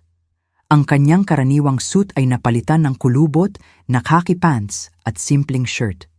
Ang anino ng balbas sa kanyang mukha ay nagpakita na hindi siya nag-ahit sa loob ng ilang araw. Ma'am, sabi niya nang umupo siya sa tapat ko. Ang kanyang abogado, isang seryosong binata na may wire-rimmed glasses, ay umupo sa tabi niya. Rico, bati ko.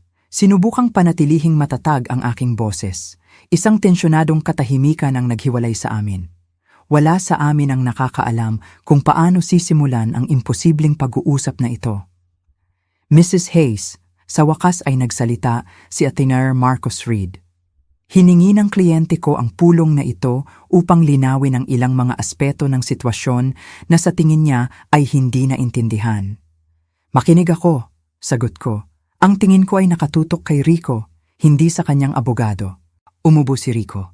Una, gusto kong malaman ninyo na hindi ko gustong umabot sa ganito ang lahat.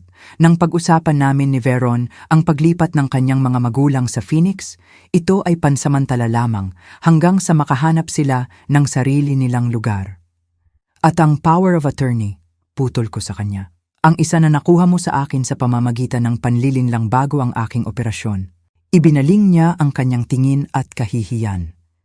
Ideya iyon ni Veron. Sabi niya, ay para lang sa pag-iingat sakaling kailanganin ang mga desisyon habang ikaw ay nagpapagaling. Ngunit ginamit mo yon para ilipat ang bahay ko at ubusin ang mga account ko. Akusa ko. Nag-atubili siya, sumulyap sa kanyang abogado na bahagyang tumango. Iyon ay lahat kay Veron at kay Mang Ramon. Sabi nila ay inililipat lang nila ang ilang pondo sa mas ligtas na mga investment para sa iyong pagreretiro. Hindi ko alam na talagang nagnanakaw sila. Tiningnan ko ang kanyang mukha, naghahanap ng katotohanan sa kanyang mga mata. May desperasyon, walang duda, takot. Ngunit ito ba ay tunay na pagsisisi o pagsisisi lang sa nahuli? Ang bahay, iginiit ko. Ikaw mismo ang nagsabi sa akin na hindi ako pwedeng bumalik. Nakatayo ka sa pintuan ng bahay na pinaghirapan namin ng tatay mo at sinabi mo na hindi na ito sa akin. Ang kanyang mga mata ay nakatutok sa mesa. Kinumbinsi ako ni Veron na mas mabuti iyon. Sabi niya masyadong malaki ang bahay para sa akin, na mas magiging masaya ako sa isang senior living community. Lumamon siya ng malalim. Inakala naming tinutulungan ka namin. Dagdag niya na tumutukoy sa pagpapaalis sa akin na may suot lang ako at iniwan ang mga personal kong gamit sa mga kahon sa garahe. Ang pagiging kalmado na pinanatili ko ay nagsimulang mabasag. Hindi iyan pagtulong, Rico, iyan ay kalupitan. Alam ko, bulong niya. Alam ko na ngayon. Ano ang mayroon sila laban sa iyo? Bigla kong ibulalas. Iyon ang tanong na nagpapahirap sa akin sa loob ng ilang araw. Si Veron at ang kanyang mga magulang, anong kapangyarihan ang mayroon sila sa iyo na itataksil mo ang sarili mong ina na ganyan? Biglang itinaas ni Rico ang kanyang ulo. Nagulat. Ang kanyang abogado ay bahagyang gumalaw ng hindi komportable. Mrs. Hayes, singit ni Attorney Marcus Reed. Dapat tayong mag-focus sa... Hindi, putol ni Rico. Nararapat niyang malaman. Huminga siya ng malalim. 3 taon na ang nakalipas. Nagkaroon ako ng ilang masamang investment. Nawalan ako ng maraming pera, ang aming ipon, bahagi ng retirement fund namin. Desperado akong makuha iyon bago pa man malaman ni Veron. Nag-alok si Mang Ramon na tumulong. Sabi niya, mayroon siyang mga ligtas na oportunidad sa investment. Nautang kanya ng pera? Hula ko. Tumango si Rico, ang kanyang ekspresyon ay dejected sa simula. Oo. Pagkatapos ay naging mas komplikado. Pumirma ako ng mga papel. Nakisali ako sa kanilang mga negosyo nang hindi ko talaga naiintindihan kung ano ang mga ito. Pagdating ko sa punto na naintindihan ko kung ano ang nangyayari, nakulong na ako sa ilang mga pandaraya nila. May leverage sila sa iyo, obserbasyon ni Ate Gloria. Hawak nila ako, pagtatama ni Rico ng mapait. Nilinaw ni Veron na kung hindi ako makikipagtulungan sa kanilang mga plano, titiyakin ng kanyang ama na ako ang may hawak ng lahat ng sisi. Sinubukan kong iproseso ang bagong impormasyong ito. Sinubukang pagtugmain ito sa anak na akala ko ay kilala ko. At ang bahay ko, ang mga account ko, isang pagsubok ng katapatan, inamin niya. Nagkibit balikat sa kahihiyan para ipakita na nakatuon ako sa operasyon. Sabi ni Veron kapag na-resonated na ang lupa sa kapitbahayan, kikita tayo ng sapat na pera para komportable kitang mailagay sa ibang lugar. Talaga bang naniwala ka dyan? Hindi ko maitago ang kawalan ng paniniwala sa aking boses. Gusto kong maniwala, malumanay niyang sagot. Mas madali kaysa tanggapin kung ano talaga ang ginagawa ko. Ang brutal na katapatan ng mga salitang iyon ay tumama sa akin sa unang pagkakataon mula nang magsimula ang bangungot na ito. Nakita ko ang anak na naaalala ko, ang batang lalaki na kapag nahuli sa pagsisinungaling ay sa huli ay aaminin ang katotohanan, gaano man ito kasakit. Rico, sabi ko ng maingat, ano ba talaga ang hinihingi mo sa akin ngayon? Sa unang pagkakataon, tinitigan niya ang aking mga mata. Wala, Mom. Hindi ako karapat-dapat sa tulong mo o sa iyong pagpapatawad. Kailangan ko lang... Pumutol ang boses niya ng bahagya. Kailangan mong malaman na hindi ko sinasadyang saktan ka. Mahina ako at natatakot ako. Gumawa ako ng mga kakilakilabot na desisyon. Ano man ang mangyari ngayon, tatanggapin ko iyon. Ang pagiging simple at dangal ng kanyang sagot, napakalayo sa mga desperadong dahilan na aking inakala ay nagpagaan sa akin. Bago pa ako nakasagot, may kumatok sa pinto. Pumasok si Ahente Rips, tumango ng paumanhin. Pasensya na sa abala, ngunit mayroon kaming kagyat na usapin. Mrs. Hayes, maaari ba kayong lumabas sandali? Sa isang malamig, aseptic federal building interview room, sa wakas ay hinarap ko ang aking anak. Naghahanap ng mga sagot sa pagtataksil na nagpunit sa aming pamilya. Sa halip na ang mga dahilan na inaasahan ko, nagbunyag si Rico ng isang mas komplikadong katotohanan. Nakasali siya sa negosyo ng mga sterling, ilang taon na ang nakalipas dahil sa desperasyon sa ekonomiya, naging pawn sila sa pamamagitan ng blackmail at manipulasyon. Bagamat ang kanyang paliwanag ay hindi nagbibigay katwiran sa kanyang ginawa, Ang pag-amin na ang pagsasalin ng bahay ay isang pagsubok ng katapatan na idinisenyo ni Veron ay nagbigay sa akin ng unang sulyap sa anak na akala ko ay kilala ko. Habang nagsisimulang magbago ang aking pag-unawa sa mga bagay-bagay, huminto ang Ahente Rips na may kagiat na balita na nagpapahiwatig ng isang bagong pagliko sa isang lalong komplikadong kaso. Sa kabila ng lahat, naitanong ko sa aking sarili kung marahil ay mayroong paraan para magpatuloy sa gitna ng pagkasirang ito. Hindi pabalik sa kung ano ang dati, ngunit patungo sa isang bagay na naiiba na binuo sa masakit na katotohanan. Hindi sa komportableng mga ilusyon. Inihatid ako ni Ahente Rips sa isang maliit na conference room sa dulo ng pasilyo. Sumunod nang malapit si Ate Gloria, ang kanyang karaniwang matatag na kilos ay bahagyang nagbago na agad nagbigay sa akin ng babala. Ano ang nangyari? Tanong ko habang nagsasara ang pinto sa likod namin. Isinasagawa namin ang mga bagong search warrant na nakatali sa mga file ng Sterling. Paliwanag ni Ahente Rips, naglalagay ng folder sa mesa. May natuklasan ng isang team sa Dallas na kailangan mong makita. Binuksan niya ang folder at kumuha ng ilang mga larawan, maingat na inayos ang mga ito sa harap ko. Lumapit ako, pinagmamasdan ng labis na mga imahe na may lumalaking pagkalito. Ipinakita nila ang isang pribadong kwarto sa ospital, kagamitan sa medikal, at isang pasyente sa kama. Hindi ko maintindihan, sabi ko, tumitingin. Ano ang kinalaman nito sa... Ang mga salita ay sumabit sa aking lalamunan nang ituon ko ang aking pansin sa huling larawan. Ang pasyente ay ako, walang malay, konektado sa mga monitor sa ICU, noong kamakailan akong naospital. Ang mga ito ay natagpuan sa isang nakatagong safe sa opisina ni Mang Ramon Sterling sa Dallas, paliwanag ni Ahente Rips ng mahina. Sa tabi nito, naglagay siya ng isa pang set ng mga dokumento sa mesa. Ang aking mga medical record, mga doctor's note, mga medication order, at ang aking sariling mga clinical chart na dapat ay nasa ilalim ng mahigpit na proteksyon sa Phoenix General Hospital. Paano nila nakuha ang mga ito? Tanong ni Ate Gloria. Ang kanyang lawyer's instinct ay agad na nakuha ang mga implikasyon.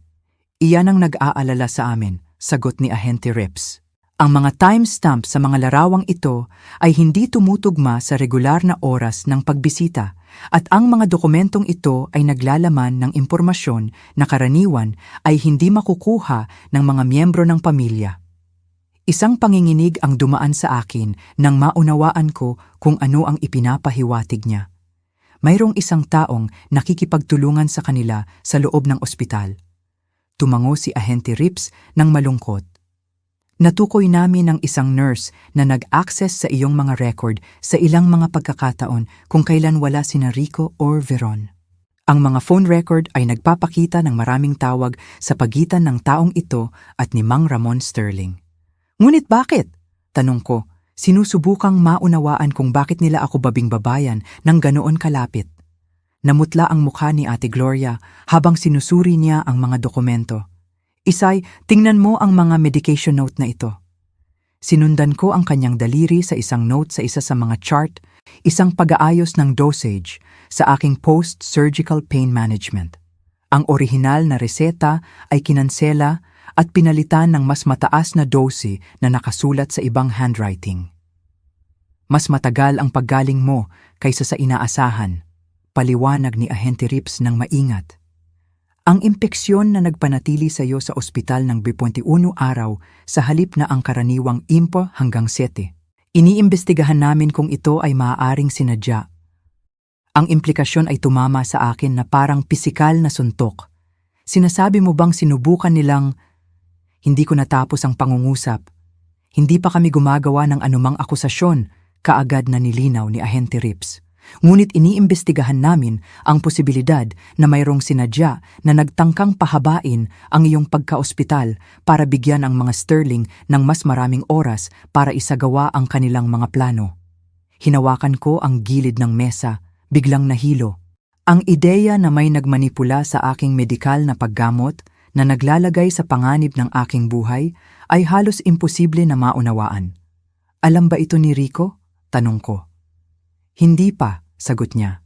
Nais naming ipaalam muna sa iyo dahil sa napaka-personal na kalikasan ng natuklasan na ito. Inilagay ni Ate Gloria ang kanyang kamay sa ibabaw ng akin, seryoso ang kanyang ekspresyon. Isay, kung may sinadyang nagbago sa iyong pangangalaga, malaki ang pag-akyat ng kasong ito. Hindi na lang tayo pinag-uusapan tungkol sa pandaraya at elder abuse, kundi posibleng pagtatangka sa, alam ko, putol ko. Hindi kayang marinig ang mga salitang iyon na binibigkas ng malakas. Ang posibilidad ay masyadong kakilakilabot para harapin ng direkta. Mayroon pang iba, patuloy ni Ahente Rips na may nakikitang pagkabalisa. Nakakita kami ng life insurance policy sa pangalan mo, kinuha 6 na buwan na ang nakalipas. Ang beneficiary ay nakalista bilang Rico Thompson. Naramdaman kong umikot ang kwarto. Alam ito ni Rico, bulong ko, ang huling mga piraso ng pag-asa para sa aking anak ay gumuho. Kailangan niyang malaman. Hindi kinakailangan, babala ni Ahente Rips. Ang aplikasyon ay mayroong kanyang pirma, ngunit natukoy na namin ang ilang mga pekeng dokumento sa kasong ito. Kailangan naming mag-imbestiga pa bago gumawa ng mga konklusyon. Ipinikit ko ang aking mga mata, sinusubukang labanan ang bagong alon ng pagtataksil na ito. Kung si Rico ay may kamalayan sa mga pagmaniobra na ito, kung siya ay naging kasabwat sa isang banta laban sa aking buhay, kung gayon ang lahat ng sinabi niya sa akin sa interview room ay isang kasinungalingan. Ang imahe ng aking tunay na anak, na akala ko ay nakita ko, ay isa lamang na panlilinlang. Kailangan ko siyang makita ulit, sabi ko, pagbukas ng aking mga mata na may bagong determinasyon. Sa ngayon mismo, Mrs. Hayes, sa bagong impormasyong ito, pinapayuhan ka naming huwag. Nagsimula si Ahente Rips. Kailangan kong makita ang kanyang mukha. Kapag narinig niya ito, iginigiit ko. Iyon ang paraan para malaman ko kung alam niya. Pagkatapos ng 22 taon bilang isang compliance officer at isang buhay bilang isang ina, nakabuo ako ng isang halos supernatural na kakayahan na makakita ng mga kasinungalingan. Kailangan kong tingnan si Rico sa mga mata nang bumagsak ang bomba na ito. Nag-atubili si Ahente Rips, pagkatapos ay tumango. Kakausapin pa rin namin siya tungkol sa mga natuklasan na ito. Nang bumalik kami sa kwarto, sina Rico at ang kanyang abogado ay nag-uusap ng pabulong. Ang kanyang abogado ay sumandal pasulong, agad na alerto. Ahente Rips, ang aking kliyente ay ganap na nakipagtulungan. Kung ipinapahiwatig ninyo na siya ay lumahok sa anumang uri ng wala pa akong ipinapahiwatig, putol ni Ahente Rips. Nagtatanong ako ng paliwanag para sa mga dokumentong ito. Hindi ko maipaliwanag yan dahil wala akong kinalaman dyan. Tumataas ang boses ni Rico sa takot. Si Veron ang humawak sa lahat ng aming usapin sa siguro. Sabi niya ina-update namin ang aming mga policy. Pinirmahan ko ang anumang ipinakita niya sa akin. Ang hilaw na takot sa kanyang mga mata, hindi lamang takot sa mga kahihinatnan, kundi tunay na bangungot sa kung ano ang ginawa ay nagbunyag ng higit pa kaysa sa anumang salita. Ang aking anak ay mahina, mapagpalitaw at may moral na pagkabigo. Ngunit hindi ko pinaniwalaan na sinadya siyang lumahok sa isang plano na maaaring naglagay sa panganib ng kanyang buhay. Alam mo ba ang ibig sabihin nito, Rico? Tanong ko ng mahina. Ang iyong asawa at ang kanyang mga magulang ay maaaring nagpaplano ng isang bagay na mas masama kaysa sa pagkuha lang ng aking bahay. Tinakpan niya ang kanyang mukha gamit ang kanyang mga kamay. Ang kanyang mga balikat ay nagsimulang manginig. O Diyos ko, bulong niya. Ano ang nagawa ko? Ano ang pinahintulutan kong mangyari? Nang makita ko ang aking anak na humaharap sa tunay na kalikasan ng pagtataksil ng kanyang asawa, nakaramdam ako ng isang hindi inaasahang alon ng habag. Gumawa si Rico ng mga kakilakilabot na desisyon. Nagtaksil siya sa akin sa mga paraan na tila hindi mapapatawad. Ngunit isa rin siyang biktima ng manipulasyon ng mga sterling, isa pang piraso sa isang laro na mas madilim kaysa sa kanyang sariling pag-unawa. Kailangan kong baguhin ang aking pahayag. Bigla niyang sabi, tumitingin na may bagong determinasyon. Kailangan kong sabihin sa inyo ang lahat ng alam ko tungkol kina Veron at sa kanyang mga magulang. Lahat. Isang nakapipinsalang paghahayag ang nagwasak sa kung ano ang natira sa aking mundo. May ebidensya na nagpapahiwatig na sinadya ng mga Sterling na gawing mas komplikado ang aking medical na paggaling na posibleng naglagay sa panganib ng aking buhay. Ang pinakanakakagulat sa lahat ay ang pagtuklas ng isang life insurance policy sa aking pangalan na may si Rico bilang beneficiary. Nang maharap sa ebidensyang ito, ang tunay na bangungot at pagkabigla ng aking anak ay nagsabi sa akin ng kailangan kong malaman. Bagamat siya ay nagtaksil sa akin ng malubha, hindi siya sangkot sa bahaging ito ng plano na mas masama. Habang si Rico ay humaharap sa tunay na kalikasan ng mga kilos ng kanyang asawa, ang kanyang determinasyon na ibunyag ang lahat ay nagpahiwatig na may mas madilim pang mga lihim na kailangang matuklasan. Sa kabila ng aking patuloy na galit, naitanong ko sa aking sarili kung marahil sa gitna ng bangungot na ito, ang unang marupok na butil ng pagtubos ay maaaring isilang. Hindi pa pagpapatawad, ngunit marahil pag-unawa. 17 na properties. Ikinalat ni Ahente Callahan ang isang mapa sa ibabaw ng mesa sa conference room. Lahat ay nakuha sa pamamagitan ng parehong fraudulent methods. Lahat ay dumaloy sa pamamagitan ng mga shell company na nakatali sa mga Sterling. Lumipas ang 2 linggo mula nang maganap ang mga nakakagulat na paghahayag tungkol sa aking mga medical record. Nakalipat na ako sa isang ligtas na apartment na ibinigay ng FBI. Tanging si Ate Gloria at ang mga ahente na direktang nakatalaga sa kaso ang nakakaalam ng aking kinaroroonan.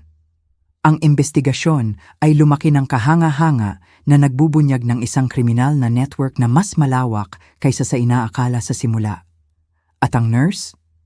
Itinanong ko ang tanong na nagpapahirap sa akin mula nang malaman kong may sinadyang nagpahirap sa aking paggaling. Miranda Jenkins, sagot ni Ahente Rips. Itutulak ang isang personnel file patungo sa akin. Nagtrabaho siya sa post-surgical care sa loob ng 3 taon. Nakumpirma namin na nakatanggap siya ng ilang mga bayad mula sa isang shell company ng Sterling na may kabuuang higit sa $25,000 sa huling 6 na buwan. Inamin niya ang pagmamanipula sa aking mga gamot. Kailangan kong malaman ang buong katotohanan, gaano man ito kasakit. Ibinahagi ni Ahente Callahan at Ahente Rips ang kanilang tingin. Nakikipagtulungan siya, sabi ni Ahente Callahan nang maingat. Ayon sa kanyang pahayag, inutusan siyang pahabain ang iyong panahon ng paggaling sa pamamagitan ng pag-aayos ng ilang mga gamot at pagpapakilala ng isang banayad na bacterial contamination sa panahon ng mga pagpapalit ng IV. Kumulo ang tiyan ko sa lamig ng klinikal na paliwanag na iyon na sa katotohanan ay nangangahulugang kalkuladong pinsala.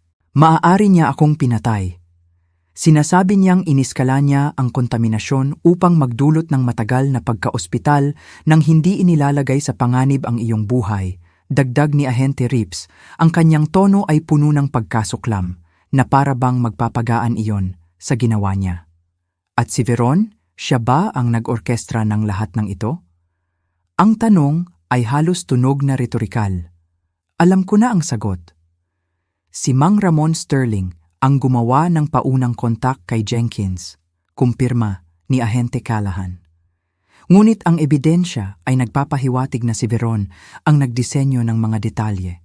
Ang mga text message na nakuha mula sa kanyang phone ay may kasamang mga tiyak na tanong tungkol sa iyong schedule ng paggamot, medication regimen, at mga inaasahang petsa ng paglabas.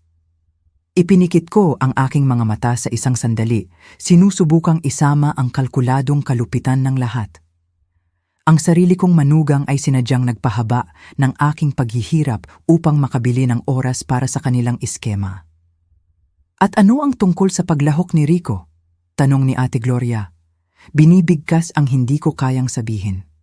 Wala kaming nakitang ebidensya na alam niya ang tungkol sa medikal na manipulasyon, sabi ni Ahente Rips.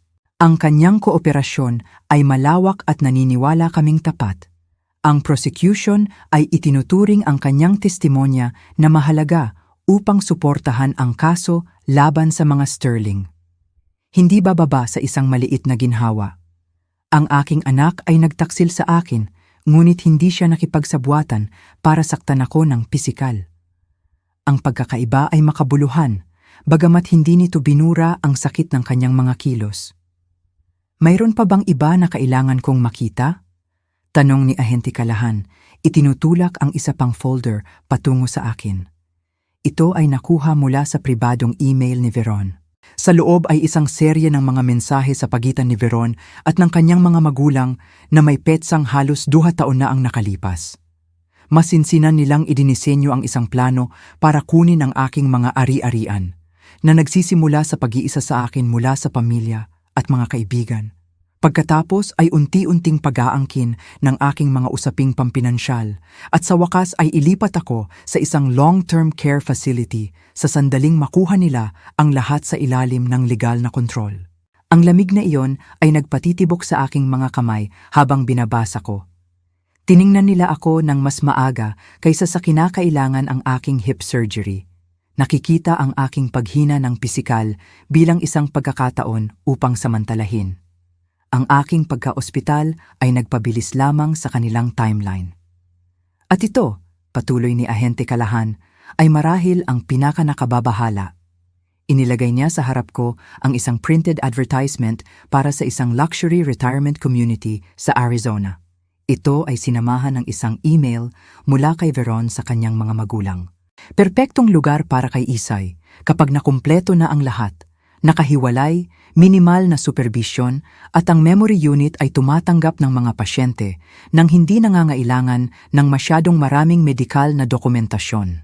Kapag naroon na siya, magkakaroon tayo ng ganap na kontrol sa lahat ng pagbisita at komunikasyon. Plinano nilang ipa-institusyonal, epektibong ikulong ako sa isang lugar na malayo sa sinumang nakakakilala sa akin, kung saan madali akong malilimutan habang sila ay nag-e-enjoy sa kanilang ninakaw na kita. Magkakaroon ng karagdagang mga singil batay sa ebidensya na ito, paliwanag ni Ahente Rips. Elder abuse, sabwatan at posibleng pagtatangka sa pagpatay, depende sa kung paano binibigyang kahulugan ng prosecutor ang medikal na manipulasyon. Tumango ako, masyadong nalula para magsalita kaagad. Ang laki ng kanilang pinaplano, ang kalkuladong pagkasira, hindi lamang ng aking seguridad sa pananalapi, kundi pati na rin ng aking kalayaan at dignidad, ay halos imposible na maunawaan. Kailan ako makakauwi? Sa wakas ay tanong ko.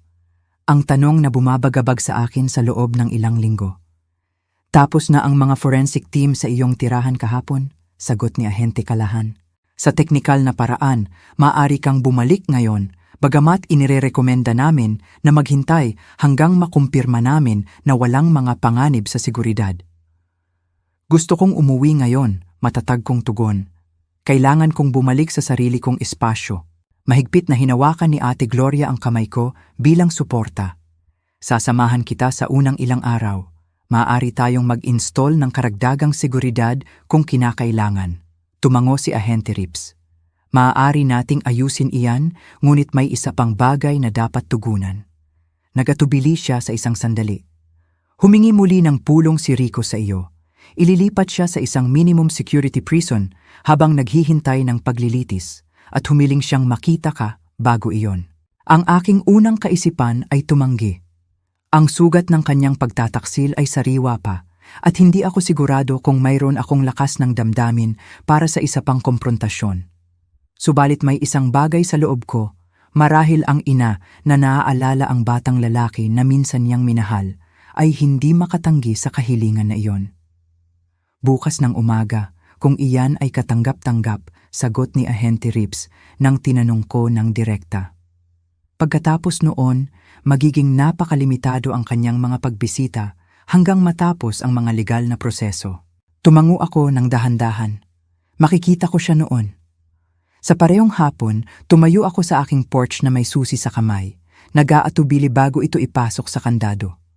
Ang panlabas ay mukhang pareho pa rin, ngunit alam kong sa loob ay may mga estranghero na sumalakay sa aking espasyo. Plinano nila ang aking pagbagsak sa isang lugar na dapat ay nangangahulugan ng kaligtasan. Maglaan ka ng oras, sabi ni Ate Gloria nang mahina sa tabi ko. Maging mahirap ito. Huminga ako ng malalim at pinihit ang susi.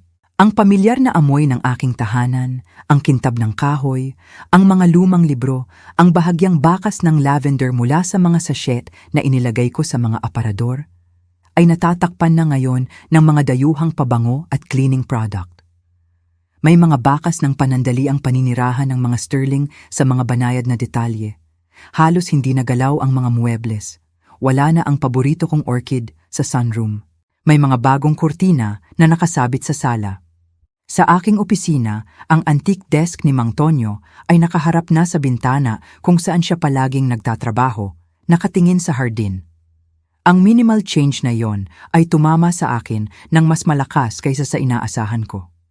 Binura nila ang aming mga nakagawian, ang aming kasaysayan. Maaari nating ibalik ang lahat sa dati, tiniyak sa akin ni Ate Gloria. Nakita ang aking mukha. Gawin itong sa iyo ulit. Tumango ako ng dahan-dahan, dumadaan sa bawat silid na binabanggit ang mga pagbabago at paglabag. Sa master bedroom, wala na ang aking mga damit sa aparador na palitan ng mga mamahaling suite ni Veron. Ang aking simpleng jewelry box ay nabot. Ang mga piraso na ibinigay sa akin ni Mang Tonyo sa loob ng maraming taon ng aming pagsasama ay wala kahit saan. Nakuha ng FBI ang karamihan sa iyong mga alahas mula sa safe deposit box ng mga sterling, sinabi sa akin ni Ahente Rips kanina. Ibabalik nila ito kapag natapos na nila itong iproseso bilang ebidensya. Maliit na ginhawa ang malaman na ang mga estranghero ang humawak sa mga personal na alaala ng aking pag-aasawa, na hinuhusgahan lamang ang halaga ng pera, hindi ang sentimental na halaga.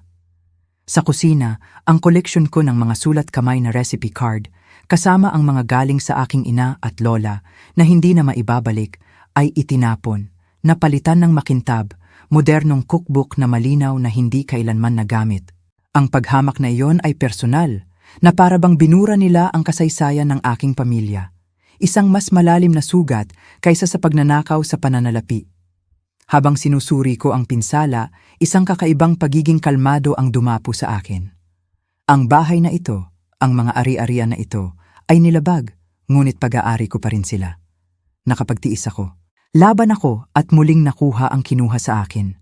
Ang pamilya Sterling ay minamaliit ang aking tibay, ang aking mga mapagkukunan, at ang aking determinasyon. Mananatili ako, nagpasya ako, tinitingnan si Ate Gloria. Ngayong gabi sa aking bahay. Sigurado ka ba? Tanong niya na may pag-aalala. Hindi ba tayo maaaring magsimulang muli bukas? Sigurado ako, sagot ko na may bagong lakas sa aking boses. Hindi ko sila hahayaang ilayo ako sa sarili kong bahay kahit isang gabi pa. Nang lumubog ang gabi, umupo ako sa back porch na may tasa ng tsaa. Pinapanood ang paglubog ng twilight sa ibabaw ng hardin na itinanim namin ni Mang Tonyo mga dekada na ang nakalipas. Kailangan ng pruning ang mga rosas. Ang mga hydrangea ay napabayaan, ngunit ang diwa ng kung ano ang nilikha namin ay naroon pa rin. Bukas ay magkakaroon ng mas mahirap na pag-uusap kay Rico, mas maraming legal na proseso, ang mahabang proseso ng muling pagtatayo ng aking tahanan at ng aking buhay. Ngunit ngayong gabi, nakuha ko muli ang aking espasyo. Ito ay isang simula. Habang umuusad ang investigasyon, hinarap ko ang isang nakakatakot na katotohanan.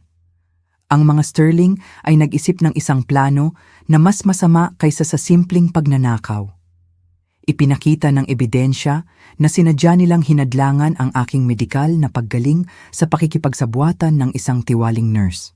Plinano nilang ipa-institusyonal ako sa isang nakahiwalay na pasilidad at binabantayan ako sa loob ng halos 2 taon. Bagamat si Rico ay tila walang alam sa pinakamadilim na aspeto ng sabwatan, ang kalkuladong kalupitan ng kanilang inihanda para sa akin ay masyadong kakilakilabot para maunawaan. Nakatayo sa aking nilabag na tahanan, nakikita kung paano nila binura ang mga bakas ng aking buhay mag-asawa. Naintindihan ko na ang isang mahabang landas ay nasa unahan. Hindi lamang para mabawi ang aking ari-arian, kundi pati na rin ang aking pakiramdam ng seguridad. Bukas, magkakaroon ako ng isa pang komprontasyon sa aking anak bago siya ilipat sa isang pasilidad na naghihintay ng paglilitis. Isang pag-uusap na kinatatakutan ko, ngunit hindi ko maiiwasan kung gusto kong maunawaan kung paano lubusang naghiwalay ang aming pamilya. Ang visitation room sa detention center ay mas maliwanag kaysa sa inaasahan ko, na may mga ilaw fluorescent na sumasalamin sa mga pader na kulay pale yellow sa isang hindi matagumpay na pagtatangka na magbigay ng kagalakan. Si Rico ay nakaupo sa maliit na mesa na nakasuot ng standard issue uniform na maluwag sa kanya. Nalugi siya ng timbang mula nang arestuhin siya, ang kanyang mukha ay malungkot, ang mga mata ay walang laman mula sa mga gabing walang tulog. "Salamat sa pagpunta," sabi niya nang umupo ako sa tapat niya. "Sa pagkakataong ito walang abogado na naroroon. Ito ang iyong desisyon," sabi nila sa akin. "Gusto mo ba akong makita?" Sagot ko, pinapanatiling kalmado ang aking boses. "Narito ako." Tumango siya, ibinaba ang kanyang tingin sa kanyang mga kamay na mahigpit niyang hinawakan sa mesa. "Sinabi nila sa akin ang tungkol sa nurse, kung ano ang pinaplano ni Veron at ng kanyang mga magulang para sa'yo." "Oo," sabi ko, walang idinagdag pa. Naghihintay lang ako. "Sinusumpa ako, ma'am, hindi ko alam." Pumutol ang kanyang boses. "Alam kong gusto nila ang bahay mo, ang pera mo. Masama na iyon, hindi mapapatawad, ngunit hindi ko inakala na sila ay..." Tumahimik siya, hindi niya kayang bigkasin ang buong bangungot ng kanilang pinlano. "Naniniwala ako sa iyo," sabi ko ng simple, at bigla siyang nag-angat ng ulo, nagulat. "Naniniwala ka ba sa akin tungkol sa partikular na bahaging yon?" "Oo, nakita ko na ang sapat na ebidensya para isipin na hindi mo alam ang kanilang mga plano na saktan ako ng pisikal o ipa-institusyonal ako." Nagsalita ako sa isang sinusukat, obektibong tono, "Ngunit alam mo ang tungkol sa kanilang mga plano na kunin ang lahat ng pag-aari ko. Malay mong nakilahok ka sa pagnanakaw na iyon." Napangiwi siya, ngunit hindi ito itinanggi. "Oo." "Bakit, Rico?" Ang tanong na bumabagabag sa akin sa loob ng ilang linggo ay sa wakas ay lumabas. Lumaki ka na may bawat kalamangan, tinuruan ka ng iyong ama at ako ng integridad, paggalang sa iba. Ano ang nangyari sa batang lalaking iyon? Si Rico ay nanatiling tahimik sa loob ng mahabang panahon, na para bang nanghihingi ng lakas para sa kung ano ang kailangan niyang aminin. Itinanong ko rin sa sarili ko ang parehong tanong gabi-gabi sa aking selda. Sa wakas niyang sagot. Ang madaling sagot ay mahina ako. Natatakot akong mawala si Veron kung hindi ko gagawin ang gusto niya. Natatakot ako sa mga kahihinatnan sa pananalapi kung ibubunyag ng kanyang ama ang aking paglahok sa mga naunang panlilinlang. At ang mahirap na sagot, iginiit ko, ang mahirap na sagot, sabi niya, tinitingnan ako ng diretso sa mata, ay sa isang punto ay nagsimula akong maniwala na karapat-dapat ako ng higit pa sa kung ano ang aking kinita, na makatwiran na manloko kung iyon ang paraan para makuha ko ang gusto ko. Ang kanyang boses ay halos bulong lang. Naging isang tao ako na hindi ko na makilala, isang taong ikahihiya ng tatay. Ang pagbanggit kay Mang Tonyo na labis na ipinagmamalaki ang aming anak, na nangangarap ng lalaking magiging siya, ay tumusok sa aking dibdib ng isang matinding sakit. Ang iyong ama ay mabibigo, inamin ko ng walang duda. At ako rin. Ngunit sa tingin ko ang pinakamagpapabigo sa kanya ay hindi ang paggawa mo ng mga pagkakamali, kundi ang pagtataksil mo sa sarili mong mga prinsipyo para takpan ang mga ito. Tumango si Rico, tinatanggap ang katotohanan iyon ng walang mga dahilan. Ang mga prosecutor ay nag-alok ng plea deal, 5 taon na binawasan sa 3 na may magandang pag-uugali bilang kapalit ng aking buong testimonya laban kina Veron at sa kanyang mga magulang. Tatanggapin mo ba iyon? Oo, sagot niya nang walang pag-aatubili. Mas marami itong awa kaysa sa nararapat sa akin. Tahimik kaming nahulog sa loob ng isang sandali, ang bigat ng mga kahihinatnan ay nakabitin sa pagitan namin. Ang aking anak ay gugugol ng mga taon sa bilangguan. Ang buhay na kilala niya ay naglaho magpakailanman. Ang maliwanag na hinaharap na inakala namin para sa kanya ni Mang Tonyo ay naging ganitong sterile visitation room na inilawan ng walang patawad na fluorescent lights. May nahanap akong isang bagay sa bahay kahapon, sabi ko, binabago ang paksa. Sa ilalim ng drawer ng mesa ng iyong ama. Inabot ko ang aking purse at kumuha ng isang kupas na sobre. Ito ay isang liham na isinulat niya sa iyo bago siya namatay. Hinimok niya ako na ibigay ito sa iyo kapag sa tingin ko ay kailangan mo ito ng pinakamalaki. Sa tingin ko yon na ang oras ngayon. Bahagyang nanginginig ang kamay ni Rico nang kunin niya ang sobre. Pinipihit ito para makita ang kanyang pangalan sa hindi mapag-aalinlangan ng handwriting ni Mang Tonyo. Hindi ko alam na umiiral ito, bulong niya. Sa kanyang mga huling buwan, nagsulat siya ng ilang mga liham, sabi ko. Ito ang huli. Pinanood ko siyang buksan ito nang maingat na parabang ang papel ay maaaring magkahiwa-hiwalay sa kanyang mga daliri.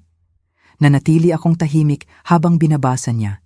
Pinapanood ang mga emosyon na dumaan sa kanyang mukha, sakit, kahihiyan, at sa wakas ay isang bagay na katulad ng determinasyon. Nang matapos siya, maingat niyang itiklop ang liham at idiniin ito sa kanyang dibdib sa isang sandali bago ito ibalik sa sobre. Salamat sa pagdala nito, sabi niya. Ang kanyang boses ay mas matatag. Kailangan kong marinig muli ang kanyang boses kahit na ang mga kalagayan ay... Ikinumpas niya ang isang bagay ng malabo sa aming paligid. Ano ang gagawin mo pagkatapos? Tanong ko. Kapag natapos mo na ang iyong sentensya? Ang tanong ay tila nagpagulat sa kanya. Marahil ay hindi niya pinahintulutan ang kanyang sarili na mag-isip ng ganoon kalayo. Marahil ay hindi niya inaasahan na mag-iisip ako ng isang hinaharap para sa kanya na lampas sa parusa. Hindi ko alam, pag-amin niya. Ang karera at pananalapi ko ay tapos na. Maliwanag ang aking reputasyon, nagkibit-balikat siya, isang kilos na nagsasabi ng lahat tungkol sa pagkawasak ng kanyang dating buhay. Kailangan mong muling itayo ang iyong sarili, sabi ko sa kanya. Hindi lang sa praktikal, kundi sa moral din. Iyon ang pinakamahirap na trabaho. Alam ko, nag-atubili siya sa isang sandali. Pagkatapos ay tinanong ang tanong na pinakamabigat sa kanyang kalooban. Mapapatawad mo pa ba ako, ma'am? Maingat akong nag-isip bago sumagot. Ayaw magbigay ng madaling parirala o pekeng pangako. Ang pagpapatawad ay hindi isang solong sandali, Rico. Ito ay isang proseso. Sa ngayon, pinoproseso ko pa rin ang sakit, ang pagtataksil, ang epekto ng pagtuklas kung sino ka. Tiningnan ko siya ng diretso sa mata.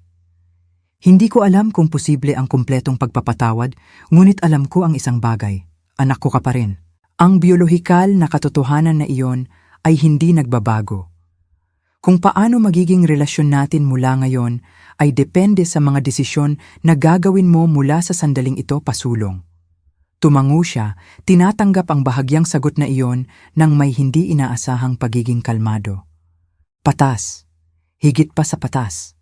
Malapit na tayong matapos. Lumapit ang isang gwardiya, handa nang ihatid siya pabalik sa kanyang selda. Nang tayo ay tumayo para magpaalam, humingi pa siya ng isang bagay. Ang bahay. Mananatili ka ba doon pagkatapos ng lahat ng nangyari?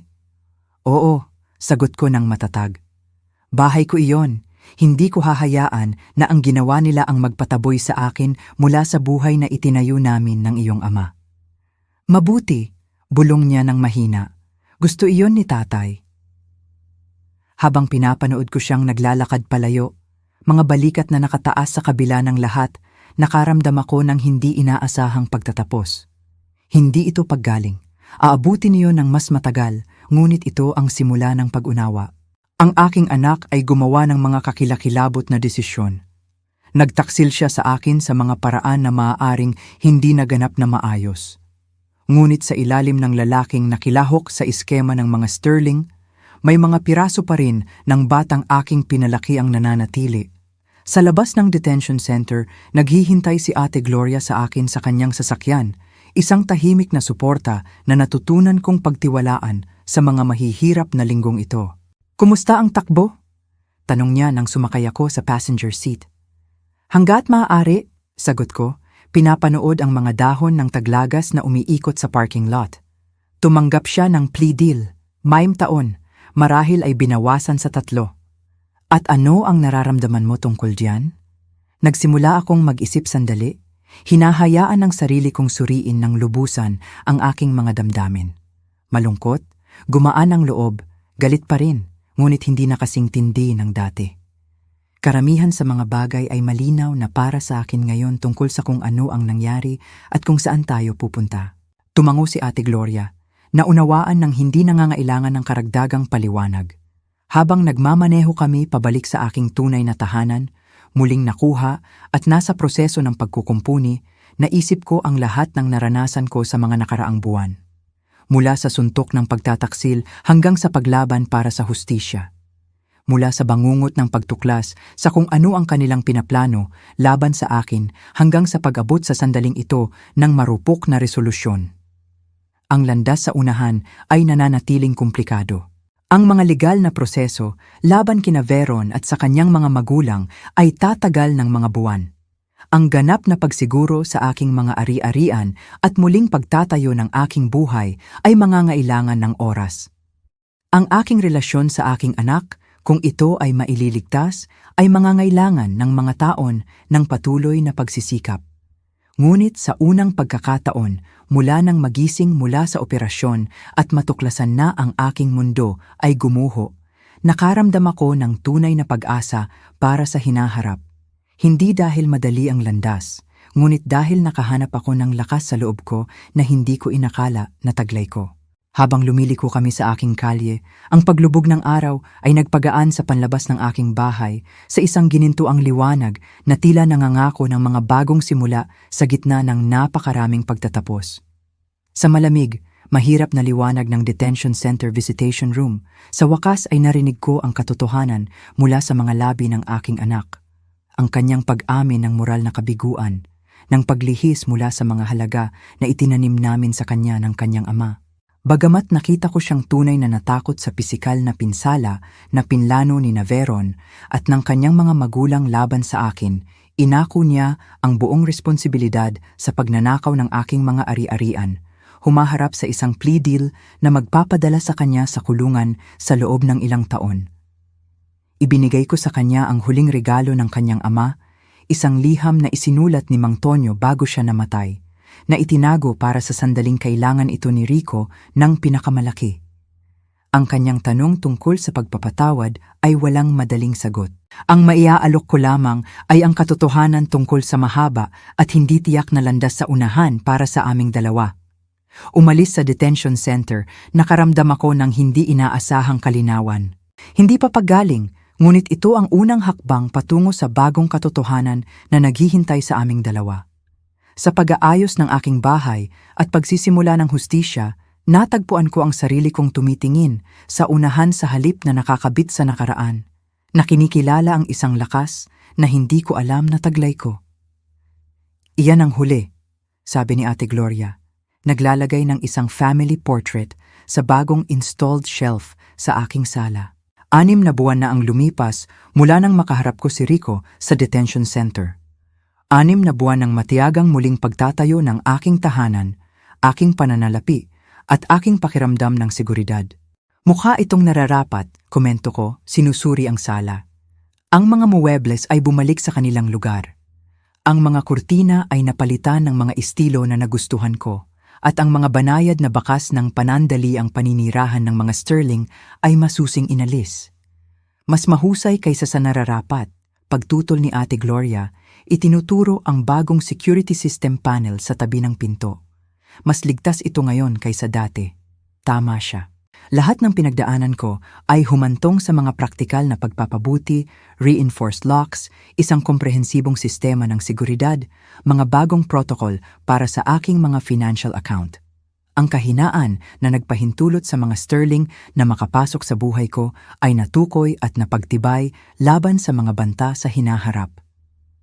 Namumulaklak muli ang mga rosas, dagdag ko, tumitingin sa labas ng bintana sa aking hardin, kung saan nagsisimulang lumabas ang mga usbong ng tagsibol. Nagukol ako ng mga oras sa muling pagtatanim at pag-aalaga sa mga flower bed na napabayaan noong panahon ng paninirahan ng mga sterling, na nakakahanap sa mga ito ng hindi inaasahang terapiya at muling koneksyon sa lupa. Ngumiti si Ate Gloria, nakuha ang metapora sa aking mga salita. Kung sila ay bumabalik ng may tamang pag-aalaga at oras, posible ang paggaling. Ang nakaraang ilang buwan ay nagdala ng malaking pag-unlad. Ang mga Sterling ay humarap sa isang avalanche ng mga federal na singil, pandaraya, sabwatan, elder abuse, na may pagtatangka sa pagpatay para sa medikal na manipulasyon. Ang ebidensya laban sa kanila na pinalakas ng detalyadong testimonya ni Rico ay napakalaki. Upang maiwasan ang paglilitis na may mahabang sentensya, tinanggap nila ang mga plea bargain. 20 taon para kay Mang Ramon, 15 para kay Aling Claudia, 18 para kay Veron. Ang laki ng kanilang kriminal na network ay napatunayang mas malaki pa kaysa sa unang inakala, na may mga biktima na natukoy sa 3 estado. Ang nurse na nagbago ng aking gamot ay nakatanggap ng 8 taon. Ang kanyang sentensya ay binawasan sa 5 bilang kapalit ng pagpapatunay tungkol sa iba pang mga mahihinang pasyente na tinarget ng mga Sterling. Ang investigasyon ay nagbunyag ng 2 naunang kaso ng mga matatandang may-ari ng bahay na namatay sa ilalim ng kahina-hinalang kalagayan pagkatapos na masangkot sa mga Sterling investment properties na ngayon ay binuksan bilang posibleng pagpatay. Ang kapitbahayan ko ay nailigtas mula sa mapang-aping plano ng rezoning. Sa paglantad ng operasyon ng mga Sterling, ang mga ari-arian na nakuha nila ay ibinabalik sa kanilang mga karapat-dapat na may-ari o sa kanilang mga tagapagmana. Ang komunidad ay nagkaisa na lumikha ng isang support network para sa mga senior upang protektahan sila mula sa mga katulad na scam sa hinaharap. Nagpasya ka na ba tungkol sa pagbisita? Tanong ni Ate Gloria. Hinila ako mula sa aking mga iniisip habang naghahain siya ng 2 baso ng iced tea. Ang pagbisita na tinutukoy niya ay ang huling kahilingan ni Rico. Ngayon, pagkatapos ng 3 buwan na paglilingkod sa isang minimum security facility, humiling siya kung isasaalang-alang ko ang muling pagbisita sa kanya. Ang kanyang mga liham na ipinadala linggo-linggo mula nang magsimula ang kanyang pagkakakulong ay palaging gumagalang sa aking mga hangganan na ipinapalagay na walang pagpapatawad, ngunit patuloy na nagpapakita ng kanyang pagsisisi at naglalarawan ng kanyang mga pagtatangka sa rehabilitasyon. Sa tingin ko pupunta ako, sabi ko, nagulat sa katiyakan sa aking boses. Hindi sa susunod na linggo. Mayroon akong garden club fundraiser. Ngunit marahil sa susunod na linggo.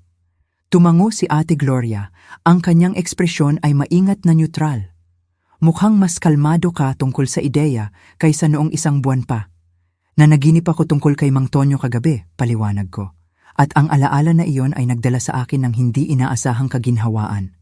Nakaswing kami sa porch na nag-uusap na parang dati. May sinabi siya sa akin. Ang paggaling ay hindi nangangahulugang pagbura sa sugat. Nangangahulugan ito ng paghahanap ng layunin sa peklat. Iyan ay tunog ni Mang Tonyo, komento ni Ate Gloria na may mahinang ngiti. Palagi siyang nakakahanap ng karunungan sa mahihirap na panahon. Nagising ako na iniisip si Rico, patuloy ko. At kung paano ang ilang mga sugat ay hindi kailanman ganap na nagsasara, ngunit marahil ay maaari pa ring humantong sa isang bagay na makabuluhan. Hindi bumalik sa kung ano ang dati, ngunit sumulong sa isang bagay na bago. Ang doorbell ay pumutol sa aming pag-uusap. Sa screen ng aking bagong tablet na konektado sa security camera, nakita ko ang isang delivery person na may hawak na malaking floral arrangement. May inaasahan kang bulaklak? Tanong ni Ate Gloria habang papunta siya sa pinto. Wala, sagot ko, biglang nakaramdam ng lumang pagkapagod. Ang kawalan ng tiwala ay hindi madaling nawawala sa kabila ng kasalukuyang mga panukalang seguridad. Sinuri ni Ate Gloria ang mga kredensyal ng delivery person bago tanggapin ang bouquet. Isang magandang arrangement ng mga liryo at iris ang paborito ko.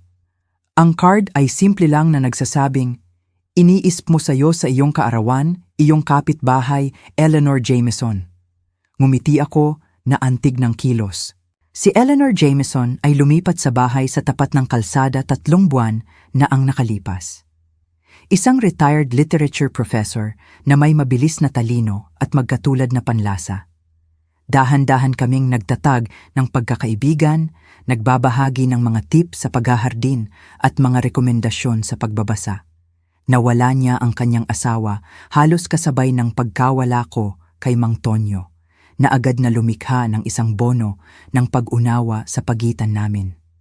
Anong magandang kilos, komento ni Ate Gloria, hinahangaan ang arrangement. Nagtatayo ka ng isang napakatibay na komunidad dito. Tama siya. Pagkatapos ng iskandalo ng mga Sterling, gumawa ako ng isang sinadya na desisyon na palakasin ang aking mga koneksyon sa halip na umatras sa pag-iisa. Ang Neighborhood Book Club na itinatag ko ay nagkita na buwan-buwan sa aking sala. Ang Senior Community Center, kung saan ako nagboboluntaryo ng 2 beses sa isang linggo, ay naging lugar ng mahalagang pagkakaibigan. Ang Garden Club ay masigasig akong tinanggap para sa aking kadalubhasaan sa mga heirloom roses kahit na itinalaga ako bilang pinuno ng taunang eksibisyon. Ang mga tunay, malayang piniling mga bono na ito ang naging aking pinakamalaking pagtatanggol laban sa anumang kahinaan sa hinaharap. Nag-iisip ako tungkol sa pundasyon, sabi ko habang kami ay nagpahinga sa patio swing kasama ang aming mga tasa ng tsaa. Ang Anthony Miller Medical Research Foundation, nilinaw ko, na tumutukoy sa organisasyon na nilikha ng aking yumaong asawa bago siya pumanaw upang punduhan ang mga pag-aaral sa bihirang kondisyon ng puso na nagtapos sa kanyang buhay. Ano ang tungkol dito? Tanong ni Ate Gloria. Gusto kong palawakin ang misyon nito, paliwanag ko. Magdagdag ng isang dibisyon na nakatuon sa pangangalaga ng mga senior, suporta sa batas, pag-iwas sa pandaraya, edukasyon at serbisyo sa mga biktima. Ang mga mata ni Ate Gloria ay nagliwanag sa interes. Gamitin ang iyong karanasan para tulungan ang iba sa mga katulad na sitwasyon. Eksakto, ang mga Sterling ay may dosena ng mga biktima bago nila ako tinarget. Karamihan ay walang mga mapagkukunan o kaalaman upang ipagtanggol ang kanilang sarili. Gusto kong baguhin ang katotohanan iyon para sa iba. Iyan ay isang kamangha-manghang ideya, sabi ni Ate Gloria nang may init. Matutuwa si Mang Tonyo. Sa tingin ko rin, sagot ko, tumitingin sa kapitbahayan kung saan nagawa kong muling itayo ang aking pakiramdam ng tahanan at seguridad, na nakakahanap ng layunin sa peklat tulad ng dati niyang sinasabi. Habang ang hapon ay lumipas sa gabi, nanatili kami sa komportableng katahimikan, pinapanood ang mga kapitbahay na bumalik mula sa trabaho at mga bata na naglalaro sa mga bakuran sa malapit, ang pulso ng komunidad na tumitibok sa paligid namin. Ang trauma ng aking naranasan ay hindi kailanman ganap na mawawala. Magkakaroon ng mga sandali ng matinding pagkaalerto, mga echo ng pagtataksil na biglang lilitaw. Ngunit ang mga peklat na iyon ay hindi na nagtatakda ng aking pang-araw-araw na buhay. Naging pinagmumulan sila ng karunungan, mas malalim na pakikiramay at pinabagong layunin. Nang umalis si Ate Gloria, umupo ako sa mesa ni Mang Tonyo. Ngayon ay tama ang posisyon sa harap ng garden window at sinimulan kong balangkasin ang istruktura ng bagong dibisyon ng pundasyon. Habang nagtatrabaho ako, naramdaman ko na lahat ay may katuturan na para bang isang siklo ang nagsasara. Pinili ako ng mga Sterling dahil nakakita sila ng isang marupok, madaling samantalahin na byuda na elderly. Ang pundasyon ay magbabago sa masakit na karanasang iyon sa proteksyon para sa marami pa. Bukas ay magdadala ng mga bagong hamon. Isang pulong kasama ang foundation board, mga paghahanda para sa aking pagbisita sa hinaharap kay Rico, ang pagpapanumbalik ng hardin na napabayaan noong ako ay wala. Ngunit sa unang pagkakataon sa loob ng maraming buwan, inaasahan ko ang mga hamong ito na may tunay na sigasig, hindi lamang determinasyon. Tumunog ang phone ko na pumutol sa aking trabaho. Si Eleanor, ang kapitbahay sa tapat ng kalsada, ang tumawag para tiyakin na maayos ang pagdating ng mga bulaklak at para imbitahan ako sa isang chamber music concert sa susunod na linggo. Habang nag-uusap kami, naintindihan ko kung gaano karami ang nagbago sa aking buhay sa loob ng 6 na buwan mula nang makuha ko muli ang aking bahay. Ang pagtataksil ay nagpabasag ng isang mahalagang bagay sa akin.